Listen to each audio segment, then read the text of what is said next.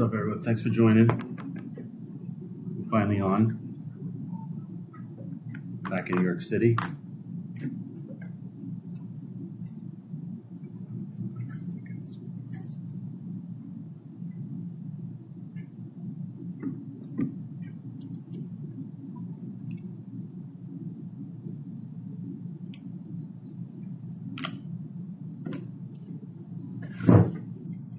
Eric McGinnis, thanks for the follow. Camera a little bit better. That's a little better. Mary Beth Cox, thanks for the follow. Emma Miranda, thanks for the follow.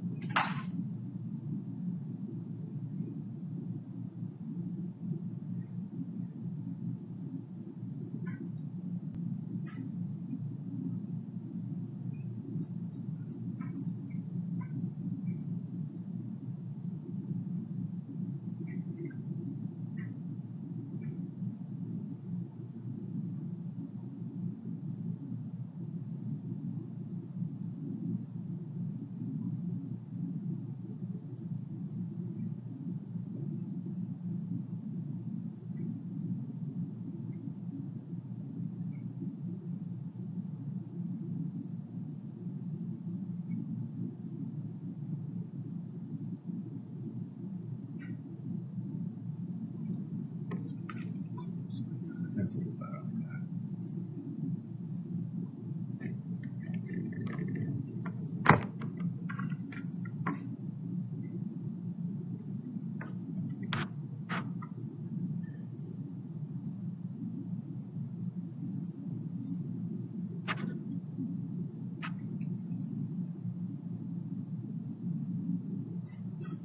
How you doing? I'm back in New York City. I'm live on Twitch right now. Give me a follow. This is Michael Quinn on Twitch. Thanks for joining, everyone.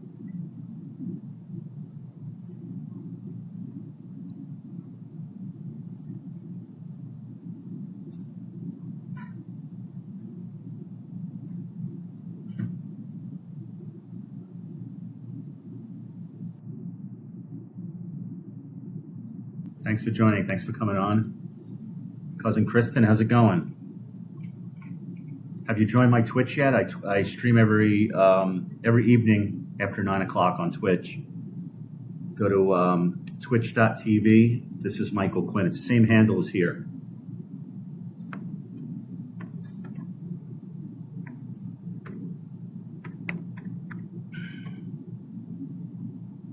Thanks for joining. I'm back in New York City. I was in central Pennsylvania this past week. I was in Ellisburg at a resort amusement park. It's more of an amusement park than a resort. It's not really a resort. It's like a campground. It's called Knoebels. So I go like every season. August is rough, man. It was so busy there and it was so hot. You know, traditionally I go like earlier in the season at Knoebels, but it was rated the #1 amusement park in the United States over Disney. So I rented a cottage inside the amusement park. You could do that, like right under like the roller coaster, the Phoenix. And it's like free. It's free admission to this park, but you could spend a lot of money because it's like, each ride is like $3.50. But it's really nice there. And the past month I went from London, rented a house in the Hamptons for a week, and now I just got back from Knoebels today. And then a couple of weeks I'm going to be going back to Walt Disney World again. Oh, thank you so much. Thanks, Pat. Do me a favor, come on board to Twitch. I stream every night on Twitch. It's very easy. You go to twitch.tv. This is Michael Quinn. That's who I'm talking to right now. So since I'm retired, I'm a full-time streamer now. And we talk about culture, politics, music, literature, everything. So come on to Twitch. It's twitch.tv. And there's my cat right here. He likes to join. He likes to be part of the show. After 9 o'clock. It's after 9 now, so I just started rolling with Twitch. Go to twitch.tv. This is Michael Quinn. I have the same handle here on IG as I do on Twitch. but I'm a full-time streamer now, and I absolutely love it. This is what I've been wanting to do. I'm an actor again. I started acting on the stage again, which I love, with my one-person play, Feltman World's First Hot Dog. If you go to that website, feltmanworldsfirsthotdog.com, you could see me in New York City, but I'm also going to tour with my one-person play. It's about the history of the American hot dog. Thanks for joining, everyone, on Twitch. I know I have some people watching from my YouTube channel, Michael Quinn Jag, and I have some people watching from my Facebook public account, Michael Quinn. So the cool thing about Twitch, like, this is not through Twitch, this is my phone, but I stream every night, but I also siphon the stream into my YouTube channel and also my Facebook public account.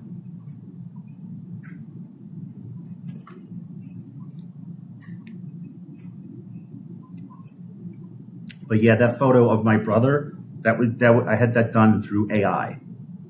And the reason I chose that date, because everyone's like looking at, I made it look like a Polaroid.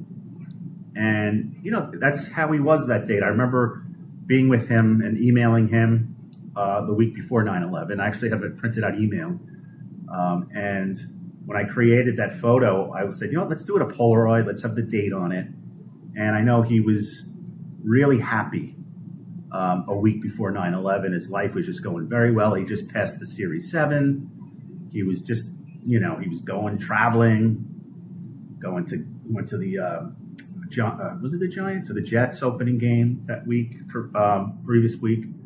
So he was just having the time of his life as a kid who was 23 still, you know? So I wanted to capture that in that photo.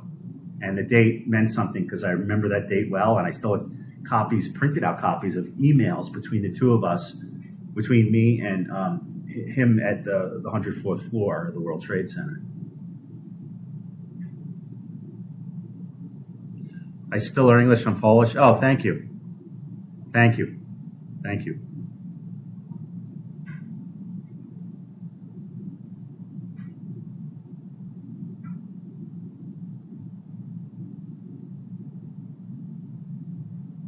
Yeah, we're still surviving. I know you dealt with a lot. I don't know how old you are, but I remember my the woman that the woman that worked in my home as a child.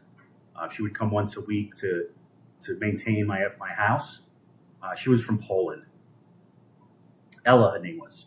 And I remember walking into the dining room. She was, you know, she would like clean the house once a week.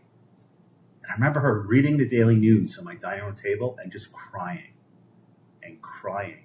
And she didn't speak English also. And she turned to me and she pointed, and it was the Chernobyl disaster. It had just happened, and she was reading about it in the news.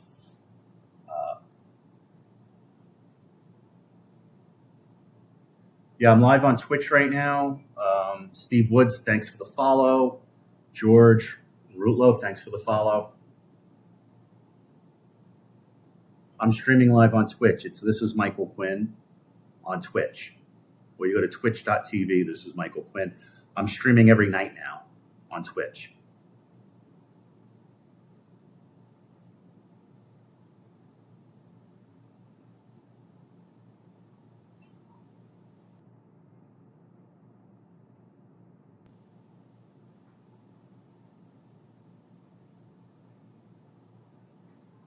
So I'm going to go back to my Twitch channel. So if you go to twitch.tv, this is Michael Quinn. I'm streaming live right now. So I'm going to turn the Instagram off.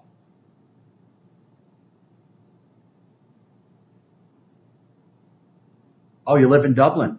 Interesting. I visited Dublin 2 summers ago. My grandmother lived in Dublin until 1927. She lived in an area of Dublin called Stony Batter. She lived on at 21 Prussia Street in Stony Batter, Dublin. So it was great visiting the home where my grandmother lived a century ago. Literally. I mean, she came here in 1927. So yeah, 100 years ago, she was living in that home. Incredible.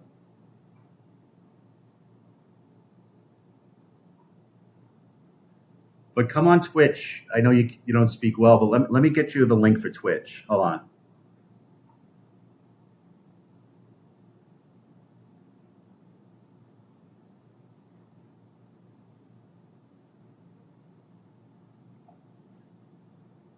Here it is.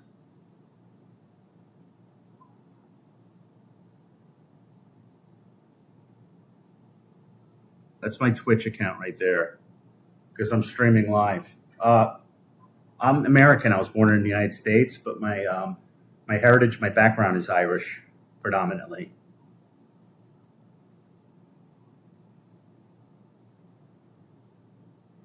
That's the link to my Twitch. Hi, Delaney. So come on board because I'm going to shut off the Instagram, and I'm a full-time streamer on Twitch now. So if you go to twitch.tv, this is Michael Quinn. I am streaming live on Twitch right now because I'm going to shut this off in like a minute.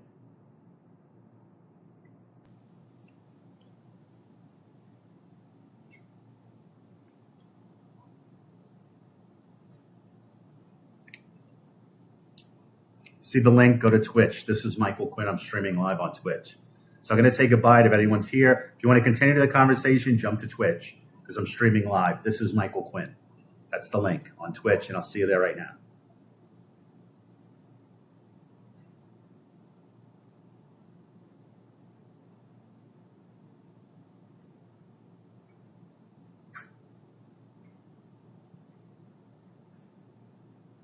Thanks for joining, everyone.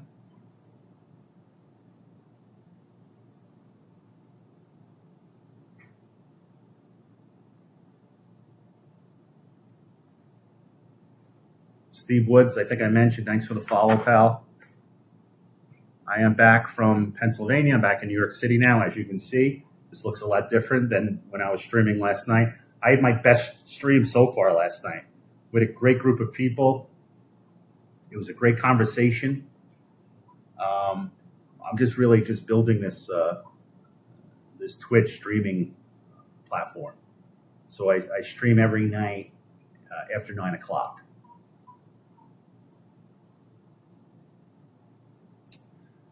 Let me see, you guys. I don't think I see anything yet. Nothing yet. Okay. So those of you who are watching from my YouTube channel or from my Facebook account, there's a link underneath the screen. It will bring you into my Twitch chat box, so you can participate in this right now.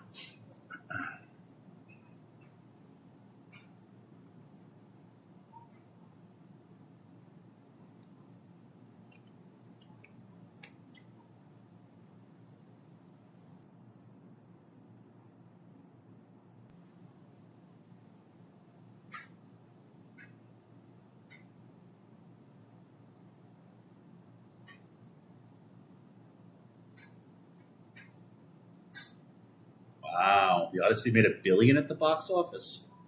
That's a big hit. Wow.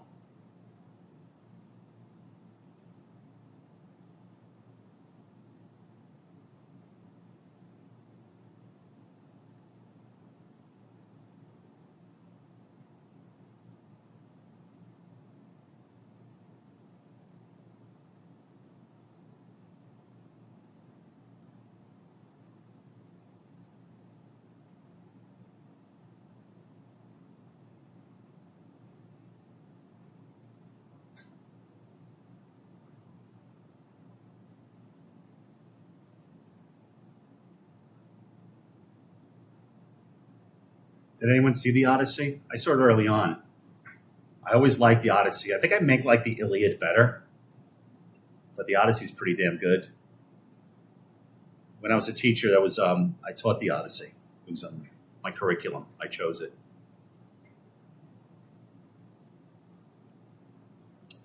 Thanks for joining, everyone. If you're just joining right now, I'm streaming live on Twitch.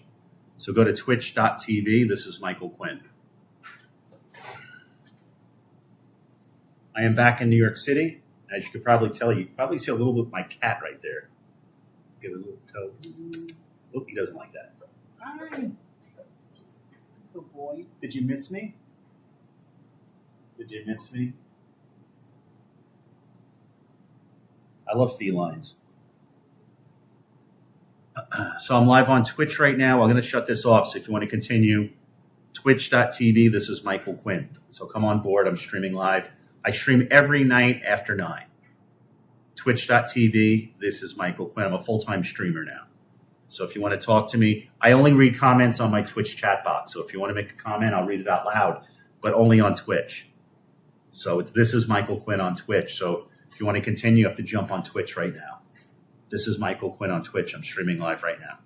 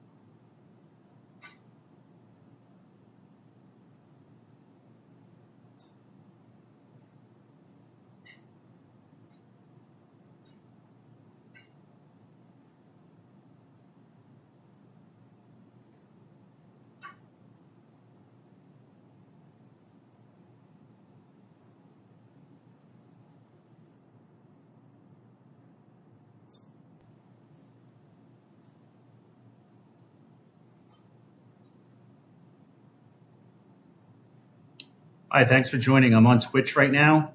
Give me a follow. This is Michael Quinn. As you probably know, that I'm a full-time streamer now. I'm streaming live on Twitch every evening, and I read all comments on my Twitch only. I can only see the comments on Twitch. So those who are viewing from my YouTube channel, my Facebook public Michael Quinn platform, and you on TikTok, come into Twitch right now. I'm streaming live on Twitch. It's twitch.tv. This is Michael Quinn. Daniel, come on board. I'm on Twitch right now. I'm streaming live on Twitch. Slammy Sam, what's going on? Thanks for joining. I don't think you were on. Were you on last night? Because I had a really great crew last night. I'm back in New York City, as you can see. And I had a really great, it's probably my best stream was last night in Pennsylvania. Yeah, I wish you were. We had some awesome people. It's like we had a decent amount of people. So I'm feeling it, it's just consistency is the thing. People like you have to come on. I stream every night after 9, and I'll tell you when I'm not. So just assume after 9, I'm going to be streaming. A couple of weeks, I'm going to Walt Disney World again. So I'm not going to be bringing everything down there. But, even when I go on vacation, as long as I'm going to a place where I could drive there, I'll bring the equipment and stream every night, You're driving back. How was the shore, Salika? Donnie B. Yeah, I just answered your question. I didn't even read your question. 2 weeks, I'm going down to Walt Disney World again. So I usually go every 6 weeks. I took a little bit of a break. I had my play, and then, I went to Cape May for my birthday in June. I went to London. I rented a house in the Hamptons for a week. And now I just got back from Knoebels amusement park. It's rated the #1 amusement park in the United States. It's in central Pennsylvania. Have you heard of Knoebels? I go there every summer. But I think most summers I go earlier than this, and it was like crazy busy there. It was really hot too. But I enjoy I rent a cottage in the amusement park, like right underneath the roller coaster. You could do that. And the amusement park, it's like no admission. You could just walk in, and they have pretty good selections of food there. But I get the cottage like right underneath the roller coaster. So when I wake up in the morning, they're getting the roller coaster, and I look out my window. It kind of reminds me of Annie Hall, the opening scene. Alvy Singer, Woody Allen's character. He was, as an adult, he had this nervous condition for the fact that he grew up underneath the roller coaster in Coney Island, which was the Thunderbolt. The Moran family lived underneath the Thunderbolt when I was a kid in Coney Island. So it's kind of cool waking up when there's a wooden roller coaster right outside. It's a cool spot, Knoebels. I really do enjoy it, and it's not as stressful as Disney. What was going on with the stream last night? The stream last night, a bunch of people on the stream. It was my best stream yet. How you doing? I'm live on Twitch. Come on board. I'm only answering questions on Twitch. Go to twitch.tv. This is Michael Quinn, and I'm streaming live right now. Salika, you were on. It was a really good stream last night. People just enjoyed it. We just covered a whole bunch of topics, And the thing that I like to do is have you people, my guests here, kind of lead the way, whether you want to talk about theater, culture, history, politics, movies, music, literature, whatever. Like I'm game, The vacation was fine. My vacation, Knoebels, it could have been a little better. I'm going to tell you why, because it was obviously really hot, which I don't mind that much. But it was just super crowded there. And then they have a really nice pool there. And I forgot you have to bring your own towels to the pool. And the pool is enormous. They only have 25 chairs that you can rent. 25. I go, where are all the chairs? And I got there not like 40 minutes after the pool opened. So I ran out of chairs. So I sit at a bench by the pool. It was brutally crowded and brutally hot. But they said, a bunch of chairs were broken. So why don't you just replace them? How do you have only 25 chairs in a pool area that holds like 500 people? Because they charge $5 a chair. Besides that, it was nice. It's a nice trip. It's kind of been an annual tradition for me, as well as Cape May, which I enjoy also. Halloween party, no. I was just at Epcot. It was quiet today. Oh, really? One of the things I don't miss about Jersey, the way people drive. Yep, you're right. Yeah, people drive like Pennsylvania, too. I don't know about you. I know you live in Pennsylvania, Salika, but a few people in Pennsylvania are, But I don't drive as much as I used to. I just don't.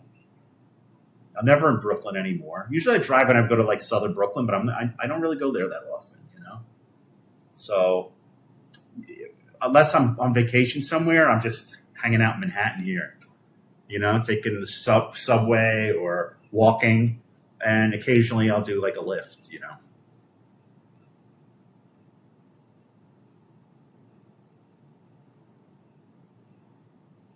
Oh yeah. So I have someone named, you didn't, BFO, BFlow to go, said, touch my Feltman through the fence, Quinny. Interesting. I don't think I can, I can't, I can't do that to the fence. Yeah. But thanks for asking. Don't forget to give me a follow, please. This is Michael Quinn. I only read comments out loud if you post it on my Twitch chat box. So I'm streaming right now on Twitch, twitch.tv. This is Michael Quinn. I'm a full-time streamer now that I'm retired. So every night after 9, I'm streaming on Twitch. And you could catch me, and I'll read all your comments on the Twitch box. So go to This is Michael Quinn, twitch.tv. This is Michael Quinn. Do you ever cross the river into Jersey? Well, today I was in Jersey, because Sean Cannon, thanks for the follow.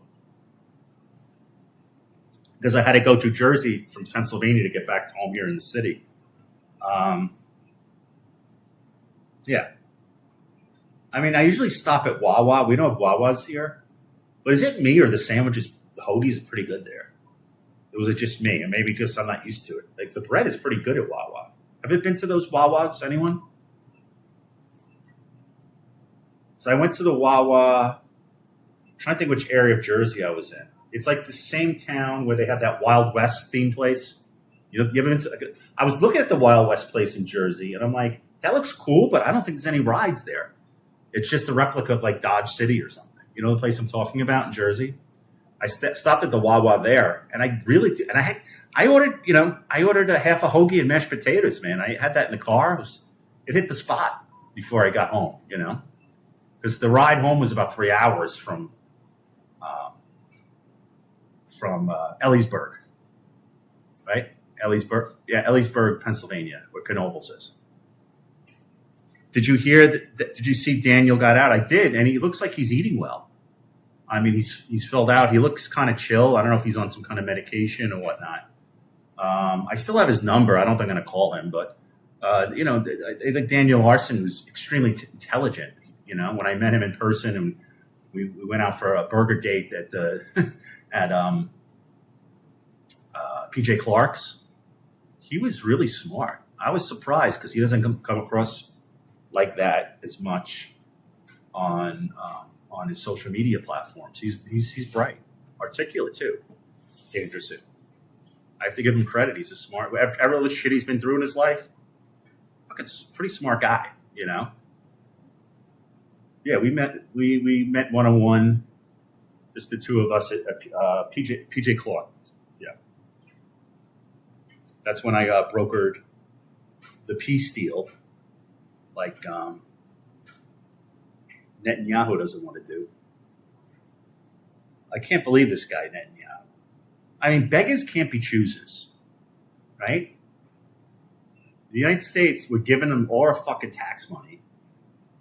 And, I mean, I don't want to give Trump credit, but at least he put together some plan with Hamas. And basically, Hamas said they'll drop the weapons as long as they, Israel leaves, which they should. They don't belong there. And it's like beggars can't be choosers. If I was in a position of power, I'm not giving Israel a fucking penny. I'm going to use our money, our tax money, to build rail lines and give people health insurance and all that stuff that people deserve, free education.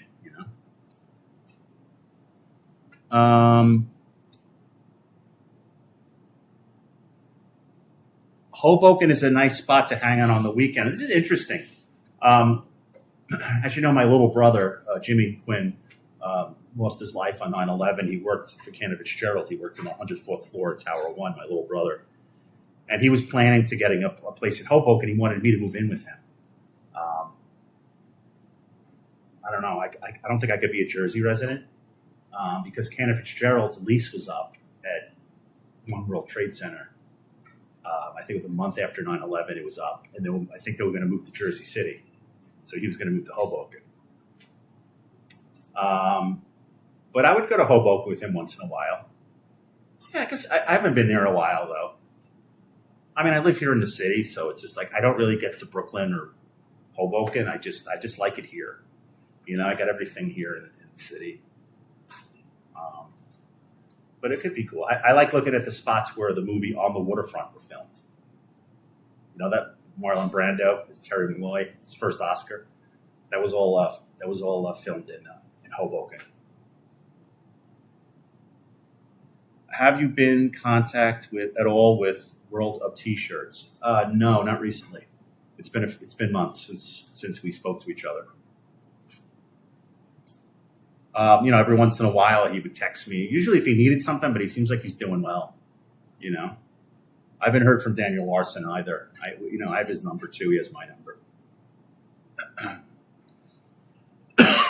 I'm live on Twitch right now. I'm only answering questions on Twitch. So go to twitch.tv. This is Michael Quinn.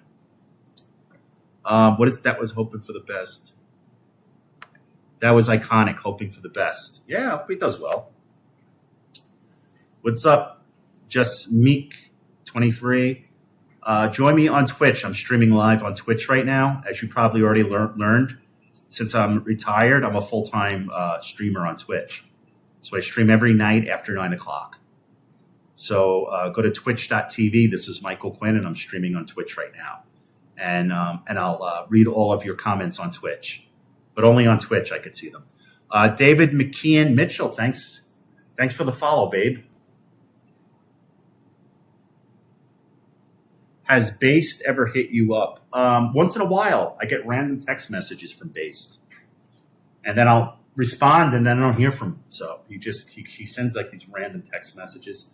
Flanny once in a while, Mayor Flanagan.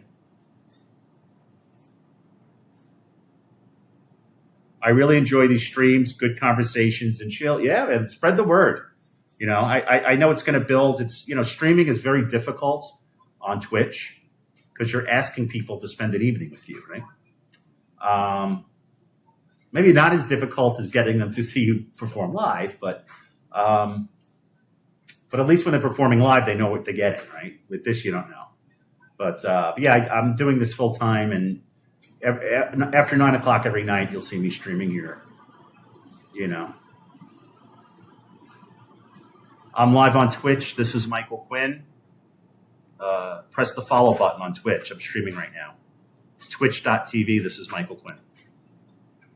And I said, like, Salika, she's like my Robin Quivers. She's like my sidekick. She's on every night.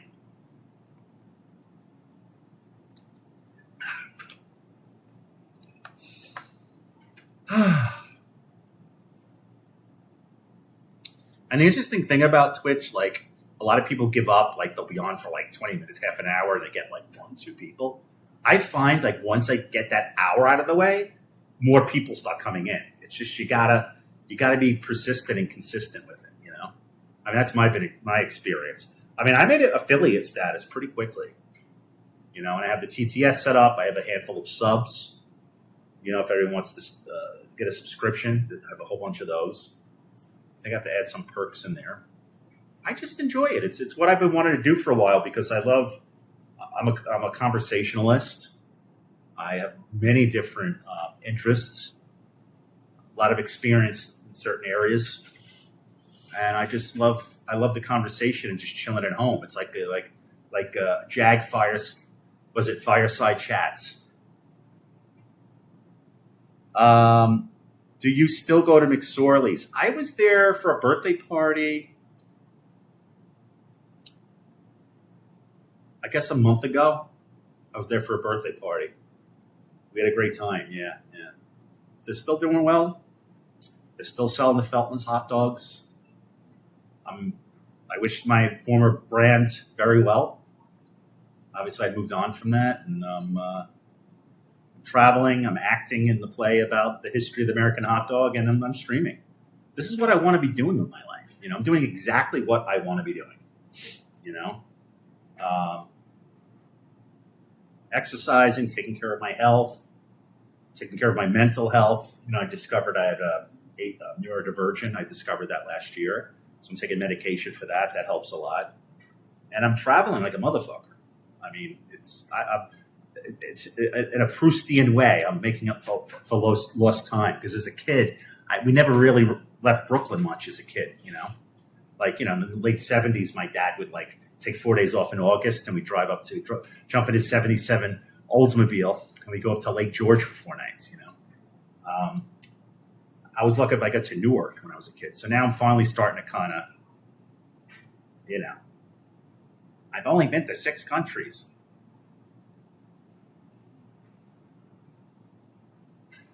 By the way, how did you get the gig on The Sopranos? That was through an agent I had at the time.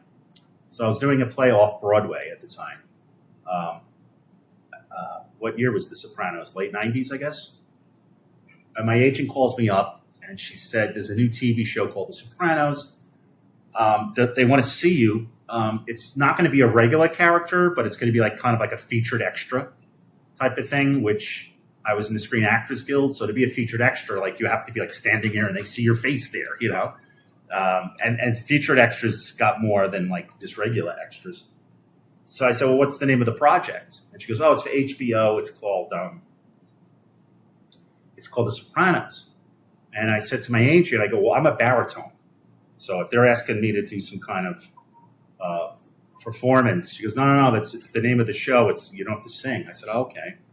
And I did a couple episodes. The one with Christopher was great.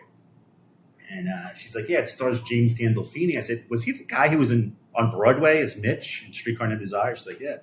And I remember I did the second day, we did it at Keene University. And it was when Meadow was going away to college. And there's one scene they had me. The first one was prominent when I was with Christopher trying to get to the club. That scene, there I am, as clear as the balls on a tall log. You see me with him trying to get into the club. But the second one, they had me in a bicycle, just go in the background while Tony Soprano's talking to Meadow in the parking lot of Keene University. And that was the first time I think I'd seen him in person, James Gandolfini. And I remember going, we took a break. We had the craft service table for lunch. And I remember it was like a tent. I think it was an outside tent. And they're like, all right, everyone get online. If you're SAG, you get to eat first. I'm SAG. And all of a sudden, Gandolfini shows up and he grabs a plate and he's in the back of the line. And I think the key grip or one of the assistant directors goes, James, you're the star of the show. You don't have to wait online with everyone else. He goes, no, I'm just like everyone else. I'm waiting in the back of the line. And when it's my turn, I'll get my lunch. And I'm thinking to myself, damn, Barbra Streisand wouldn't have done that, So I was impressed with Gandolfini at that time. I say, this guy's, he's probably, he worked many years. He finally, and again, he didn't make it big yet. So he was still hungry because literally, figuratively hungry, but he wasn't a star yet. He was a little known actor. I think he had a couple of parts in movies, but, that was very humble of him, to say, no, I'll get in the back of the line, let all the extras eat first. I'm just like everyone else. I'll never forget that. That kind of had a lasting impression on me the first time I came in contact with James Gandolfini on the set of The Sopranos. Amazing show. Was it fun being on set? I think it was, I did a lot of that stuff back then, And again, when I did The Sopranos, it wasn't even known yet. It wasn't released yet. It was like the second episode ever. So it wasn't like this big thing at the time. It was another HBO show they're hoping that was going to make it, Live on Twitch. Come to twitch.tv. This is Michael Quinn. Cynthia Bellinger, thanks for the follow. Raquel De La Torre, thanks for the follow. James Coleman, thanks for the follow, babe. Well, I gotta do. It's a little warm in here. I'm gonna lower the air. I'll be right back. Hold that thought.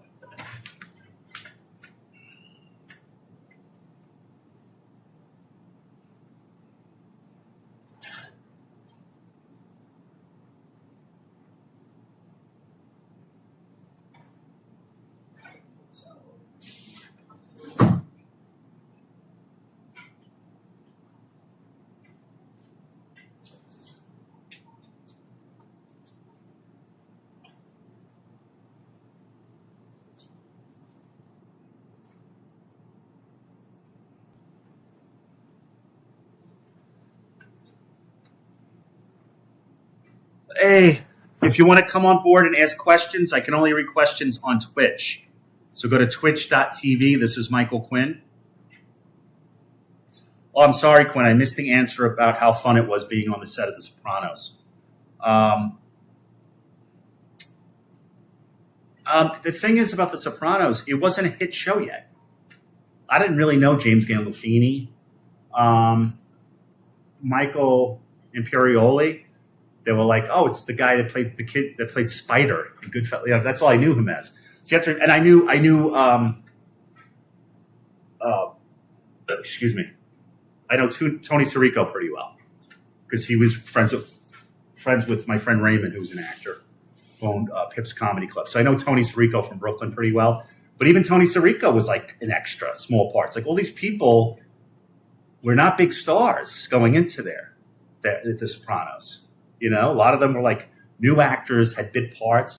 So to be on that set, literally the second episode ever, before the show was even on TV, it wasn't like, wow, among these stars. I think it was a star-making vehicle for many people when I was on The Sopranos.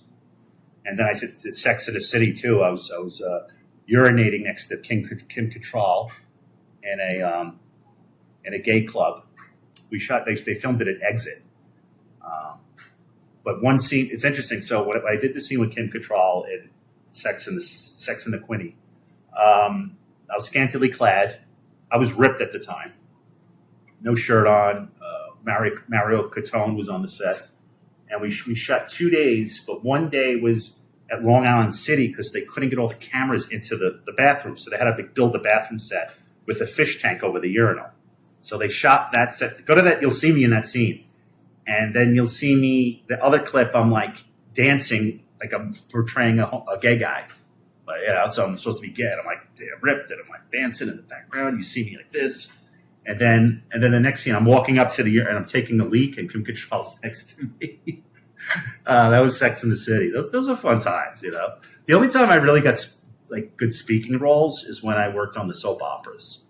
I used to work on daytime, and I'd get a line here and there.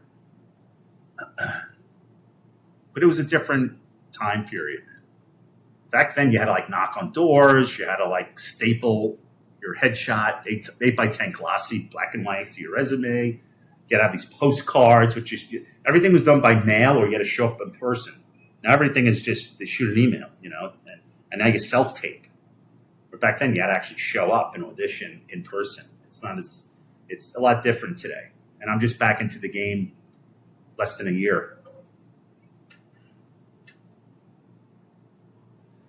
Six Brothers Hardware. Yes, that's where Tony Manero worked, on 4th Avenue in Ovington in Bay Ridge, Brooklyn. Yeah, I've been there. That was Saturday Night Fever, paint store. I've been there. Live on Twitch. This is Michael Quinn. If you want to ask any questions, I can only read questions on Twitch. I'm a full-time streamer now. I stream every night after 9 p.m. So I'm streaming right now. Go to twitch.tv. This is Michael Quinn. So basically, this is Michael Quinn on Twitch. And I read everyone's question out loud, but only on Twitch, on the Twitch chat box. So come on board on Twitch right now. I'm streaming live. I'm talking to Sammy right now on Twitch. No way. That was your family store? Oh, my God. That's incredible. Your family owned that? Wow. So they probably have stories from when in 76 where they shot Saturday Night Fever there. That's amazing. Well, where did you go to high school? Did you go to high school in the area? Did you go to like Fort Hamilton or Zavarian maybe, where I taught?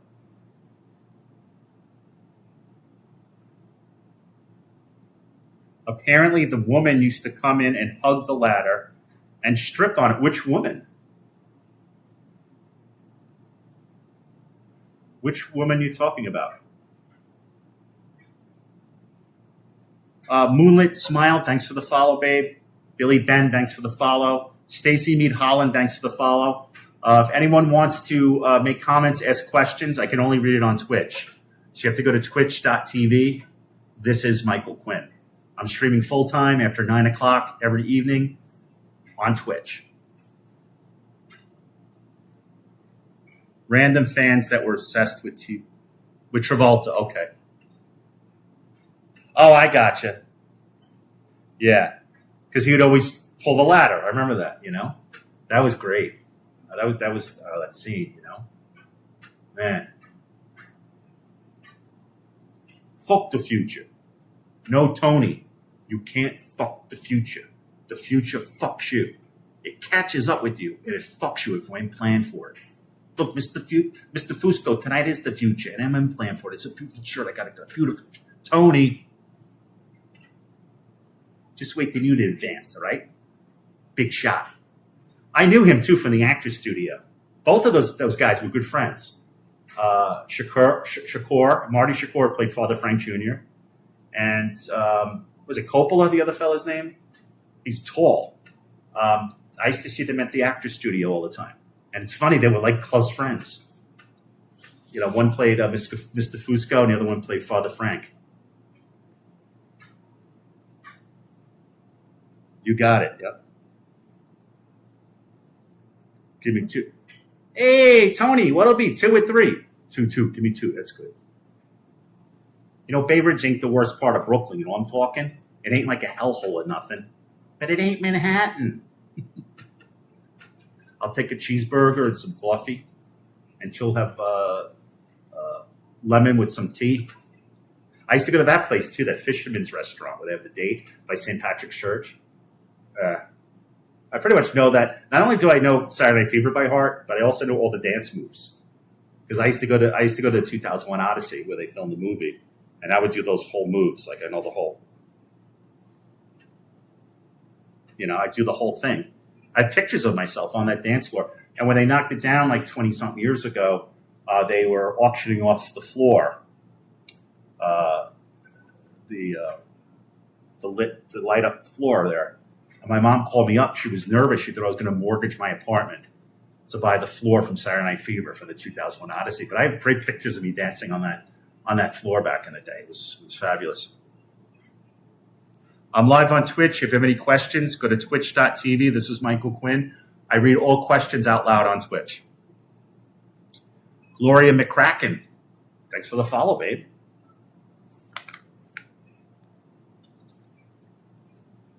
Do you follow me on Instagram? If you follow me on Instagram, maybe I'll put up my story tonight. I'll put some pictures from the 2001 Odyssey. 64th and 8th, that was located. You know what's crazy? Like the opening scene, he's on, was it 86th and 20th? And he walks down 86th Street and he gets the 2 slices of pizza. Murray Marston, I also do. So Murray Marston was also for the Actors Studio. And when Harvey Keitel was a struggling actor, he used to stay at Murray Marston's couch. But Murray Marston is the guy I know his son Doug too. Murray Marston is the guy who owns the clothing store in the beginning. Remember when he wants to buy the shirt? That's Murray Marston. Now, here's something. Are you a fan of the movie Taxi Driver? You know the scene in Taxi Driver at the end? It's probably one of those violent scenes in cinematic history. Remember the pimp with the toothpick in his mouth, and he Travis Bickle's going up. He's on 13th Street and 3rd Avenue in that apartment complex, and he's going up the stairs, and he shoots the guy's hand off, or shoots it, and then he sticks the knife in there, and he's like, "I kill you, you son of a bitch! I kill you." That's Murray Marston. He's the same guy, the same actor who's in the opening scene of Saturday Night Fever, who owns the clothing store where he wants to put down a payment on the shirt. And he goes, as long as it doesn't turn into a 30-year mortgage. Those are the same guys. And Murray was a member of the Actors Studio also. I'm live on Twitch. This is Michael Quinn. Come on board. This is Michael Quinn. I'm streaming live on Twitch. Yeah, I made it back from Pennsylvania. And I'm streaming every day after 9 o'clock. Where's Salika? What are you doing? Salika's quiet tonight.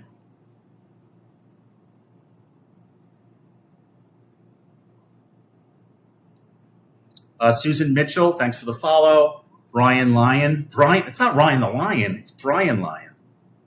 I thought it was Ryan the Lion. I have a Ryan the Lion hoodie. Oh, it's itchy. I think it's the cat dander. I'm allergic to it. Ryan the Lion, man. I think it's yellow.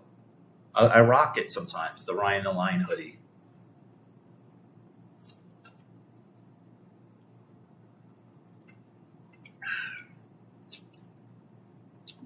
I'm live on Twitch. This is Michael Quinn.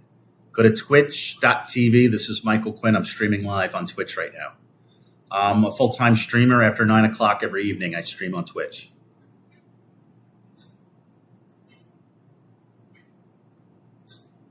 I think he's in California, I think. Ryan Trout. Didn't he have like a hip-hop career? Why does everyone formerly had a hip-hop career? You ever notice that? Like all these people were like former rappers. Like Maya Mamdani, Ryan the Lion, Ryan Trout. Who else? I've heard of someone else that was like, all these people were like former hip-hop artists. It's like, is that like a gateway to be a professional? You have to be a hip-hop artist on Spotify Live for a couple of years? I never aspired to be a hip-hop artist. A rock star, maybe. I definitely wanted to be like Robert Plant or like, Steven Tyler. Definitely Mick Jagger. You see Mick Jagger yesterday? Oh, my God. 83 years old in the nightclub. Wow. I guess we have a lot to look forward to. Quinn, I got to go to bed for work tomorrow. Always a pleasure. Though, brother. Great, man. Come back on tomorrow. I'll be on live again after 9. So every night, Pop in and let me know how your day went at work. But I'm streaming every night after 9 o'clock here. So make an appearance tomorrow and have a great day at work tomorrow, Sammy. Take care, pal. I'm streaming live on Twitch. Go to twitch.tv. This is Michael Quinn. I've been streaming almost an hour now. This is where it gets good. Once I hit the hour, then you have a lot of people start to come on board. It's interesting how this works. Like Twitch, like after the first hour, it starts pushing out your channel.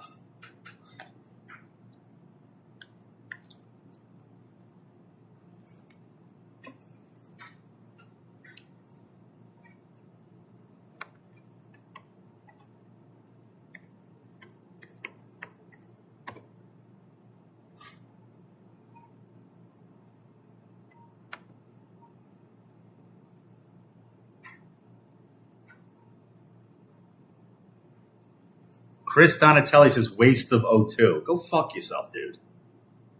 Chris Donatelli. Fucking pussy. Todd Knob. Nice fucking name.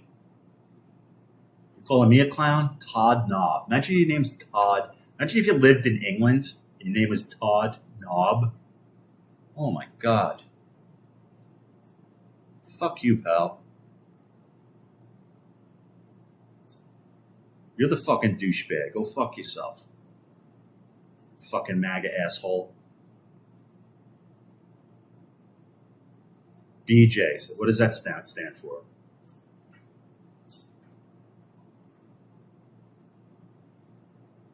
That guy Scott, who was going from Staten Island, you know, that cocksucker. I don't wish anyone harm. He had a heart attack, and I hope he recovers. Because I don't wish anyone harm. That's not who I am. I'm not an asshole like the MAGA people. But he called me a douchebag once, that guy Scott. What is it, Libido? Whatever the fuck his name is. I mean, the guy, my dick is bigger than that fucking guy. He's tiny. So, fucking guy, he wants to go after Mamdani. He goes after someone and has a heart attack. He has a heart attack going after someone that wants to give him free health care. But, I mean, that's fucking ironic, you know? Anyway, I'm live on Twitch still. This is Michael Quinn. You assholes on Facebook, you MAGA scumbags. If you want to come into Twitch, this is Michael Quinn. There's a link underneath there. And we can have a conversation. Because you're a bunch of fucking faceless keyboard warriors. At least I'm showing my face.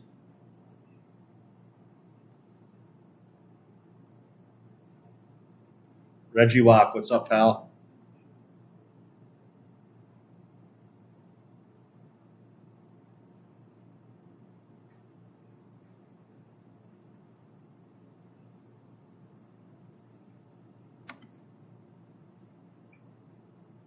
Oh, your Reggie Walk is okay. I couldn't tell if you were coming in from Facebook or not.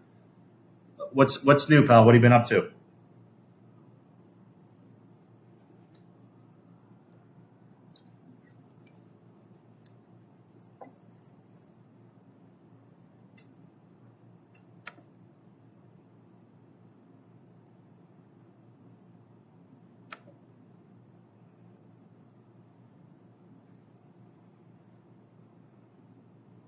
All right, so I'm shutting this off. So if you want to continue the conversation, you have to go to twitch.tv. This is Michael Quinn.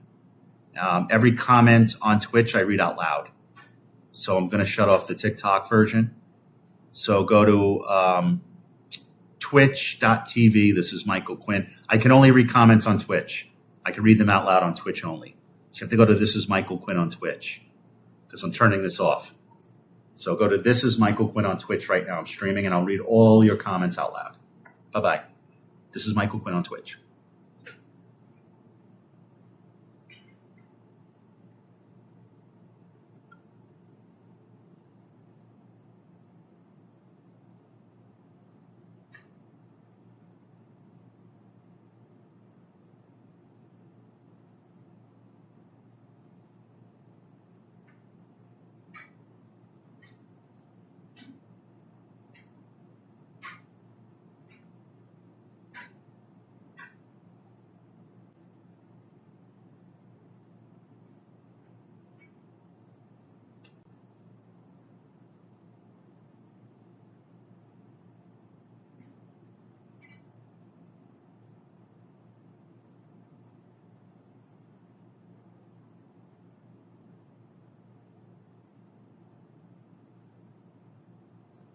Trump does suck. He's a moron. Big doggy dog. I mean, you're speaking the truth right now.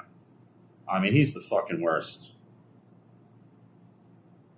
I mean, seen better heads come out of zippers, you know? And you know what's interesting when you ask MAGA, like, what is he doing that's good? They can't even fucking answer.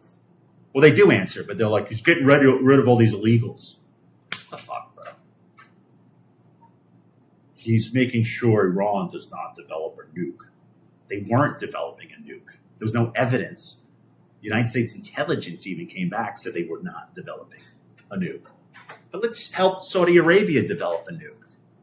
I mean, all of the hijackers who just came from Saudi Arabia, but let's have the nuke. It's fucking sick.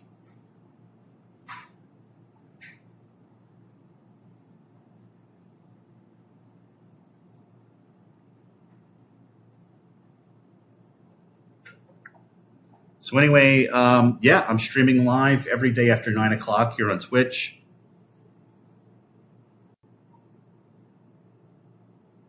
Do you want to hear something crazy? Big doggy dog?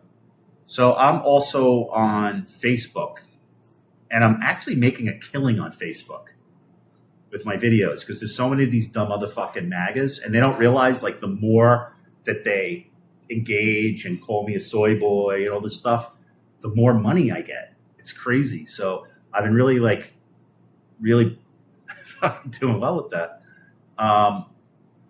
So the one time I got flagged, one time on my Facebook Reels, is when I posted that quote that only smart people like me. And I was flagged for bullying and harassment. I was literally quoting Trump. But all the shit that's on that I talk, I call them scumbags and, shitheads, douche, all that stuff. That's fine. But I quoted Trump.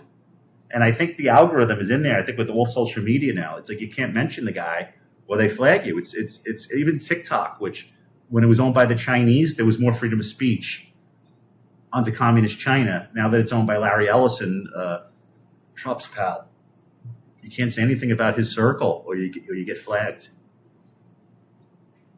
It's a fascist regime.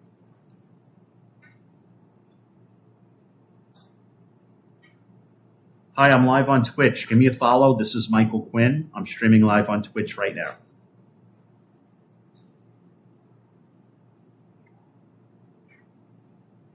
Oh, it's not showing. Corey Potts, thanks for the follow, pal. Big doggy dog, how was your day, man? Is it hot where you are? Where are you tuning in from? You're a Northeast guy, right? Thanks for the follow, pal. I appreciate it.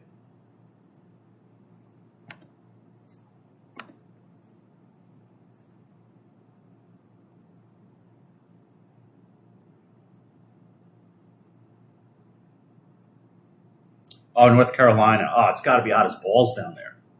Jeez, what do you do to cool off down there? Just don't leave your house? Holy shit.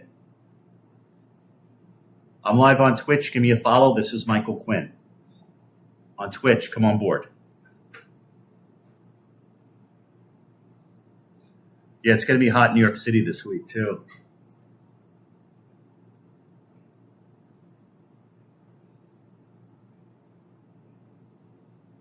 Jump in the pool, yeah.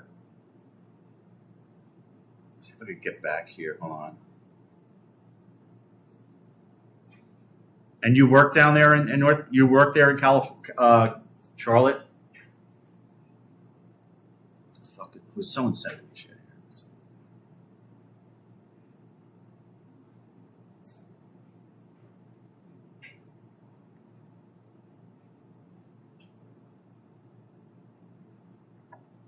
Jump in the pool, baby.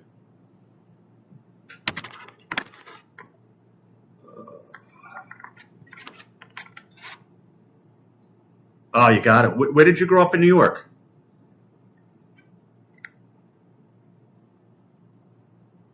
Are you a Brooklyn guy?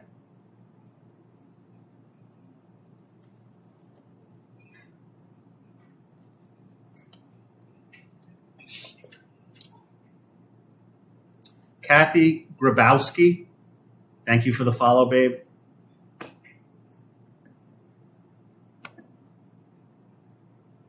Harry Williams, go fuck yourself. Keep telling the truth. Yeah, right. Are you being sarcastic? If not, I take that back.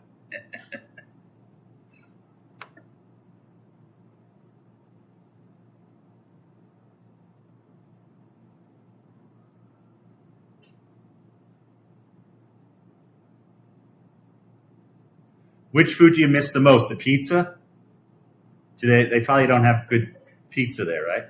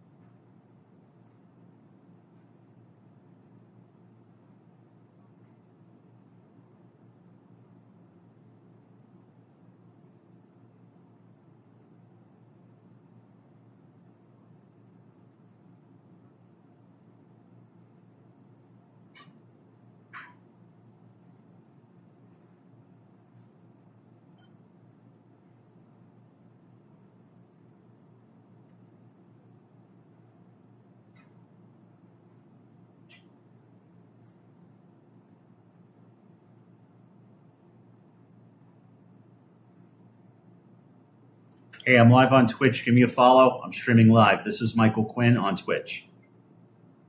All the comments on Twitch I read out loud. Go to twitch.tv. This is Michael Quinn.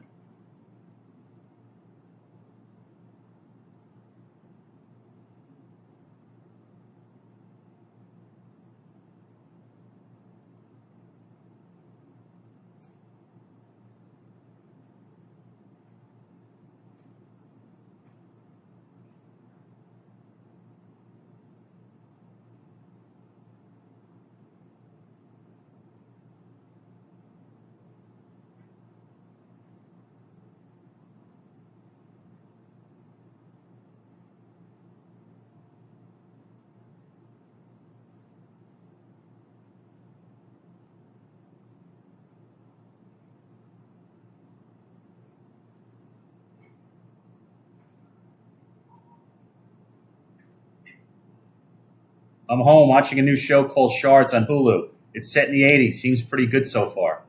Where in the 80s is it set? Like which, in a city? Is it like New York or Los Angeles? Come on board. I'm live on Twitch. This is Michael Quinn. I'm streaming live. Oh, Cindy Crawford's daughter. Okay.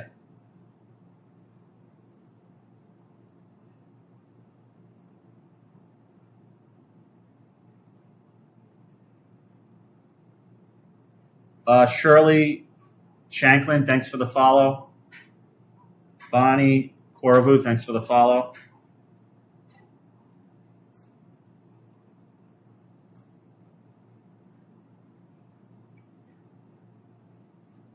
Oh, interesting. I think New Wave is like making a comeback. I see some of these young kids, they're into the 80s New Wave. I can't say I was ever really into it. But I know a lot of people, like when I was in high school in the late 80s, early 90s, New Wave was still very popular.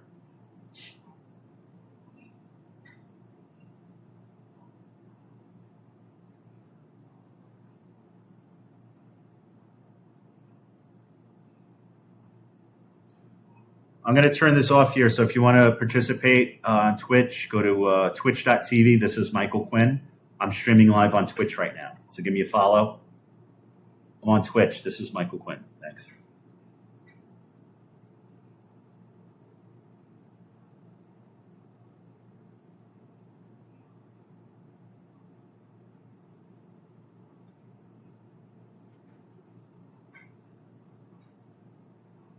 Yeah, a lot of new wave one hit wonders. Is that because like they're using these songs on like TV shows and stuff?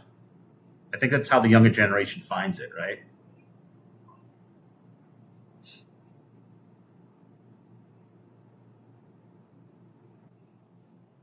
Has anyone else heard the TV show Shards?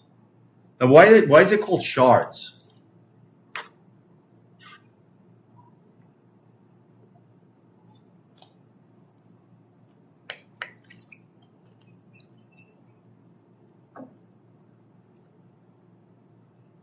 So what are you going to be doing this week in the heat? I know you have to work, right?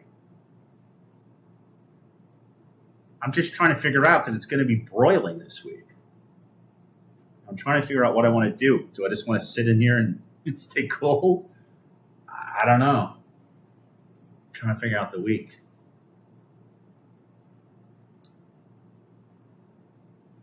I'm live on Twitch. This is Michael Quinn. I don't know why yet, but so far it seems a lot of people are broken.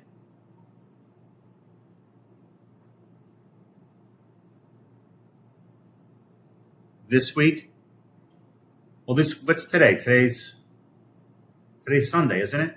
So yeah, it's gonna be a hot week, I think.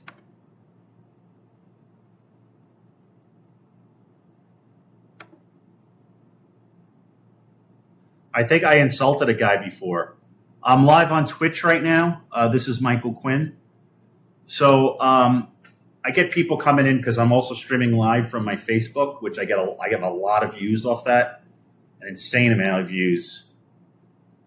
Had just the past week alone, I got 4.3 million views on my reels on Facebook. So, and they're all MAGA people. So one guy, I'm always used to them, like when they come in from Facebook to my Twitch, I'm always used to them just being assholes. So one guy said, keep telling the truth. And I'm like, fuck you, pal. And I'm like, wait, maybe he was a good guy. Maybe he was. I'm like, are you being sarcastic? If you are, I take that back. Yes, broken people, broken spirits. What do you think that's a result of? I'm live on Twitch. Give me a follow. This is Michael Quinn.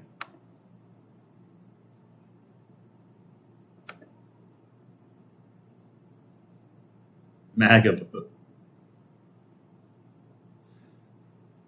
So Salika, this is crazy. Okay. So I think I said something about this recently.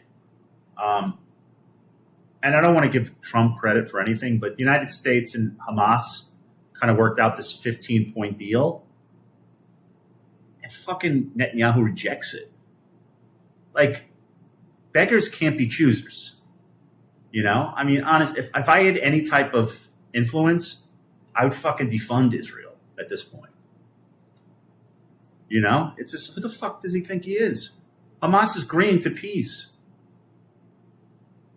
It's crazy.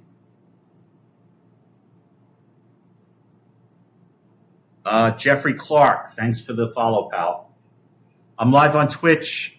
This is Michael Quinn. I'm streaming live on Twitch right now. Yeah, exactly. He wants to complete the genocide. And he wants us to fund it. I mean, think about it. How ridiculous is this? They're literally taking the settlers out of their land, blowing up their hospitals, their schools, their homes, and we're funding it. How fucking insane is that? It was promised them 3,000 years ago. Yeah. It's sick. I'm live on Twitch. This is Michael Quinn. I'm a full-time streamer now that I'm retired. I stream every night on Twitch after 9 o'clock.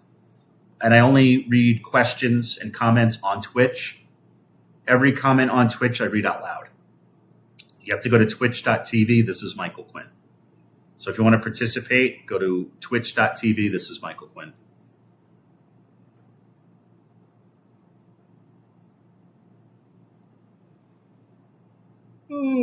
It's a little slow tonight. Last night's stream was great. I had a lot of people on last night's stream. It was awesome. I don't know why. And you know what's crazy about this? Twitch? Like sometimes I'll like go on an hour and it's like a couple of people come in, a couple go out. And then like hour two, I'm like all of a sudden like people start coming in. It's just you got to kind of keep doing it and be consistent. I think a lot of people with Twitch, they give up too early.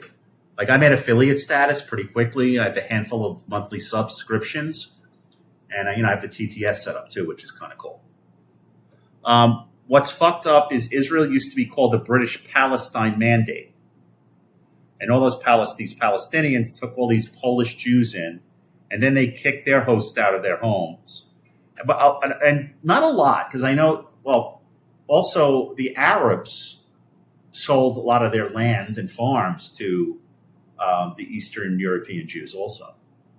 But I don't think it was significant that they would, take it all over. But I mean, that's the least of it at this point, my opinion. The real thing is just this genocide being carried out. I mean, this is just disgusting in real time.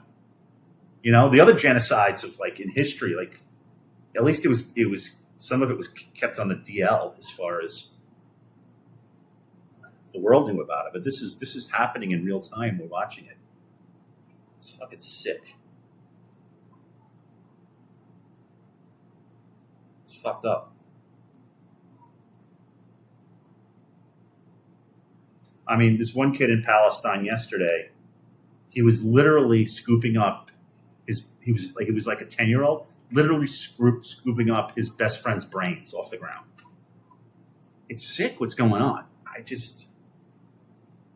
And the fact that we're fucking funding it.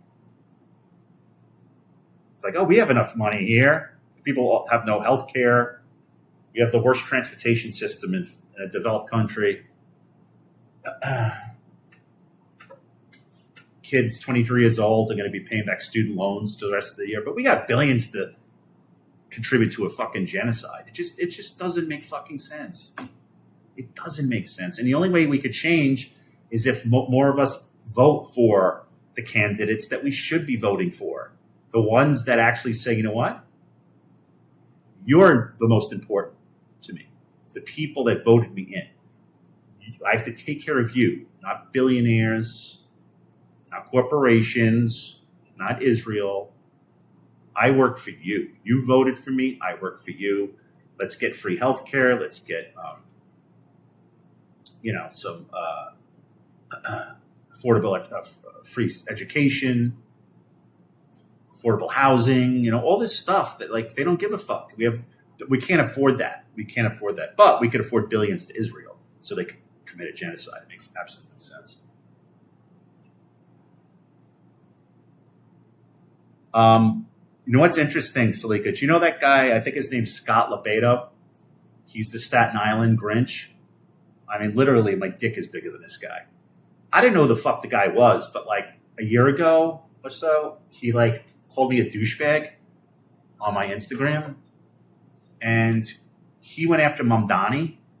Okay, he went after Mamdani in Staten Island. And the guy had a heart attack. His heart stopped, he was dead for 2 minutes. Now, I don't wish anyone harm, and I hope the guy recovers, and I hope he's fine, because that's not who I am. I'm not for violence. Self-defense is one thing. I'm not violent. I don't condone any type of violence or anything like that.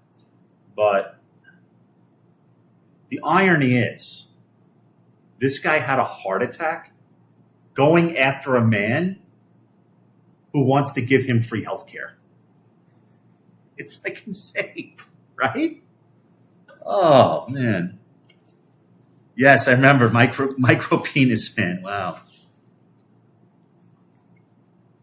I'm live on Twitch. If you want to join, this is Michael Quinn. I only read comments on Twitch. Emmanuel Rodriguez Garcia, thanks for the follow. Joe Long, thanks for the follow, pal.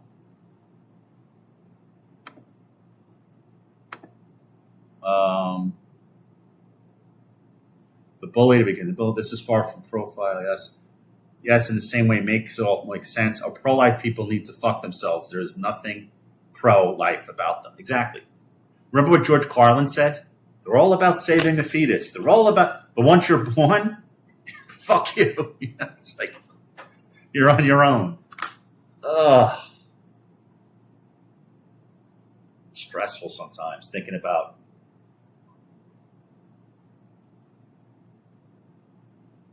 what goes on in the world. It's stressful.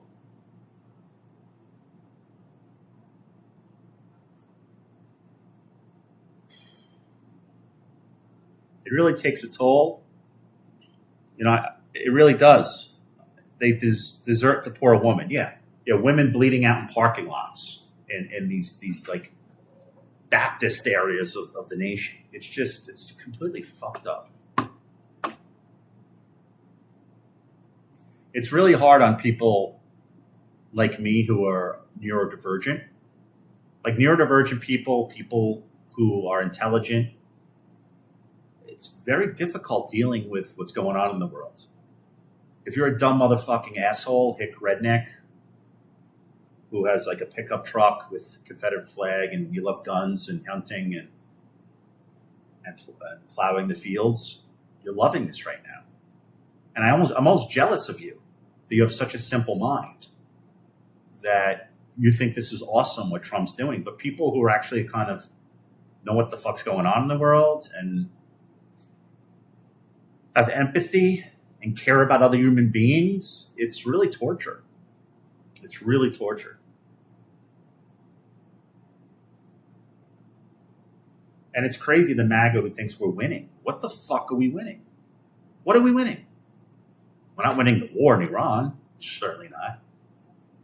How many people lost their health insurance? Not winning. The farmers in the heartland of America aren't winning. Who the fuck is winning? Certainly not the United States. I'll tell you that much, you dumb motherfuckers. It's all irrational and it will only drive you nuts. It's hard on people who are full of empathy. I agree. I'm streaming live on Twitch. Join the conversation. This is Michael Quinn. I only read comments on Twitch.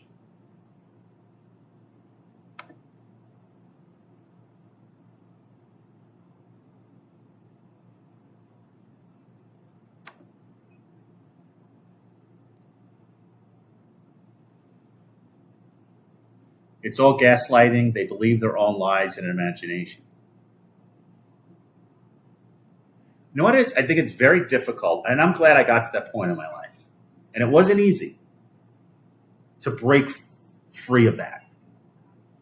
It wasn't easy. Like you give up a lot, but you gain yourself. You give up a lot, you sacrifice a lot, but that sacrifice means that you gain who you truly are before the world told you who you should be. And it's like almost like nirvana. When you reach that point in your life where you're like, wow, I'm not indoctrinated anymore. I have critical thinking skills. I can think rationally. I can make decisions on my own. I don't have to ask for permission. I don't have to ask someone else for the answers. I could figure out the answers. It's fucking so cathartic. But 99% of the population, they're just fucking sheep. But I'm telling you, if you push and like you break through the chains of patriotism and religion and indoctrination, there's nothing more liberating. There's nothing more liberating. Try it sometime. Scott Thomas, thanks for the follow, pal. For those who don't know, I'm a full-time streamer now on Twitch. I stream every evening after 9 p.m. I only read comments on my Twitch chat box, so if you want to drop a comment, I will read it out loud, but you have to go to twitch.tv. This is Michael Quinn. That's my handle on Twitch. This is Michael Quinn. I really think they are detached from reality, or they have selective hearing and see what they want to see. Exactly, yeah. I mean, MAGA is completely detached from reality. Completely detached. I mean, I don't care if this was Biden or Obama doing this, I would be just as brutal on them. What Trump is doing right now, it's beyond words, really. It's evil. The level of corruption is just extraordinary. Like the prediction markets, Trump Jr. has the monopoly on them. They were not legal before Trump came back into office. He had his son invest billions of dollars into them, and now they're legal. if that's not corruption with a capital C, I don't know what is. And now he has this this new platform where people could pay $100,000 to Trump, and he'll give you like the first look at his Truth Social posts. And why is he doing that? Because of the prediction markets, right? You're trying to get that information. It's so corrupt. And how is that helping anyone else? Like how do like MAGA say that's awesome, bro? I love that. It's great that does MAGA really like to be ripped off? Like, where's the common sense here? And when they look at us like there's something wrong with us, that's really sick. I mean, they're just really fucked up in the head type of people. They're fucking hopeless MAGA. And I blame them. If you're MAGA right now, I fucking blame you for this shit. The whole fucking world's burning down because you dumb motherfucking assholes don't have a thought in your head. Nothing behind those fucking eyes, MAGA. You fucking suck. So anyway, if you want to comment, I'm live on Twitch. I only read comments on my Twitch box. Sorry. I don't care if you're posting on TikTok or anywhere else or Facebook or my YouTube channel, which is Michael Quinn Jag. I will not read it. I only read comments out loud if you post it on my Twitch. So go to twitch.tv. This is Michael Quinn. I'm streaming every night after 9 o'clock. The more I watch the Shards, it shows us these rich MAGA men having a down low thing for young. But oh, man. Oh, shit.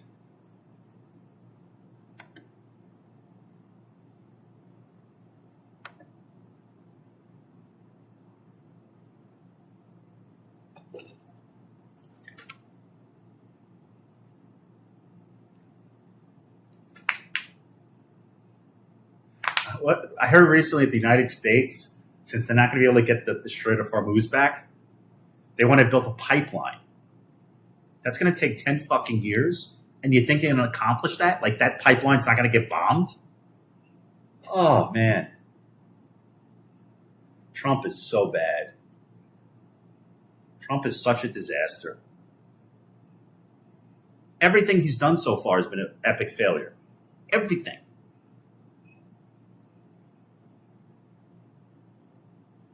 God, a lot of fucking stupid people in the mainland America there.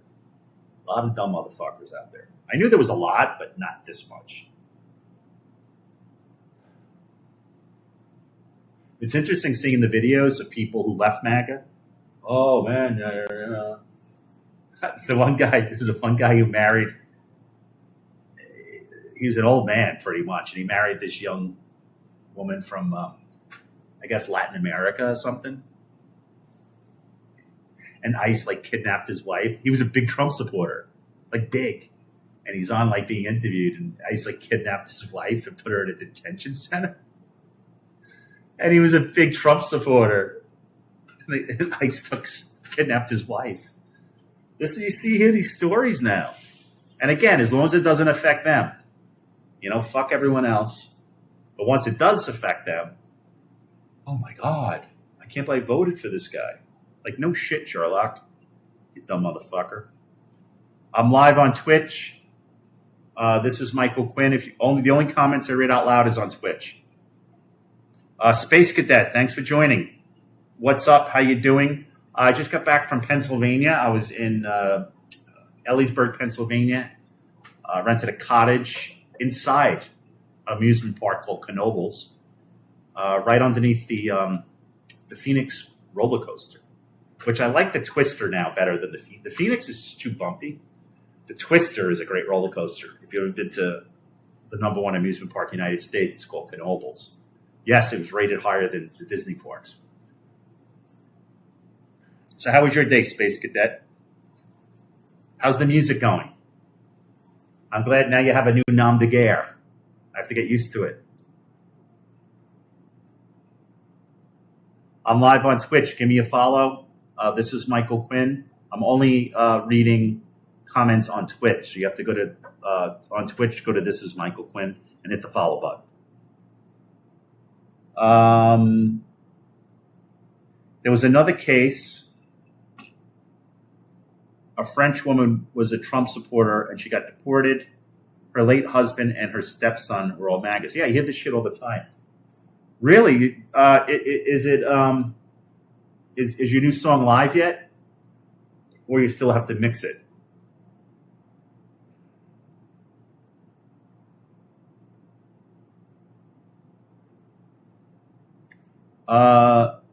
Samir Salah, thanks for the follow, pal. Judy Hesselbart Whitmore, thanks for the follow. No, it's still in production. Okay. Yeah, I like to listen to it. Are you gonna drop it on Spotify, or maybe I guess YouTube?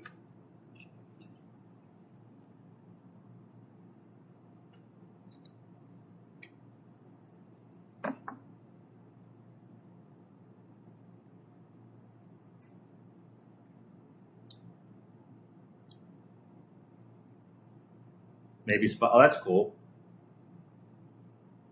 Have you been playing any gigs or no? You have anything on your calendar, or or are you just going to stick to the studio for the time being?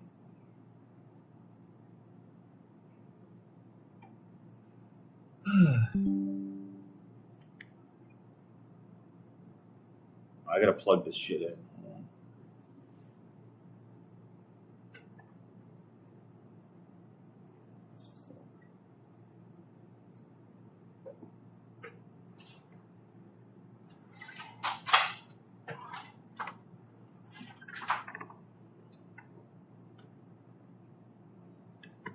I have to plug in this shit. Hold on. My computer, I got to plug it in. Plug in the power source here. The cat's been quiet up there sleeping. He's really out. Usually wants the attention. I got a couple of gigs lined up, but nothing big. Yeah, keep it up, man. It's great playing live, you know?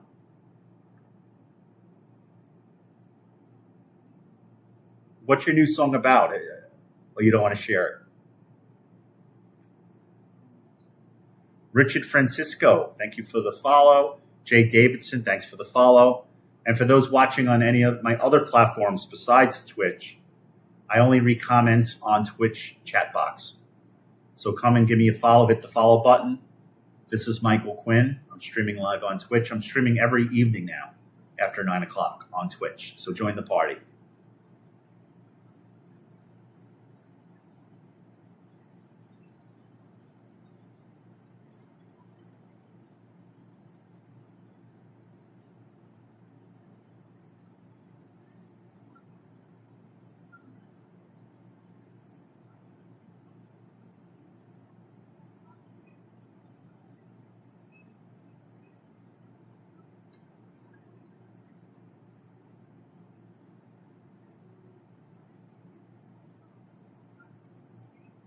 Doomer?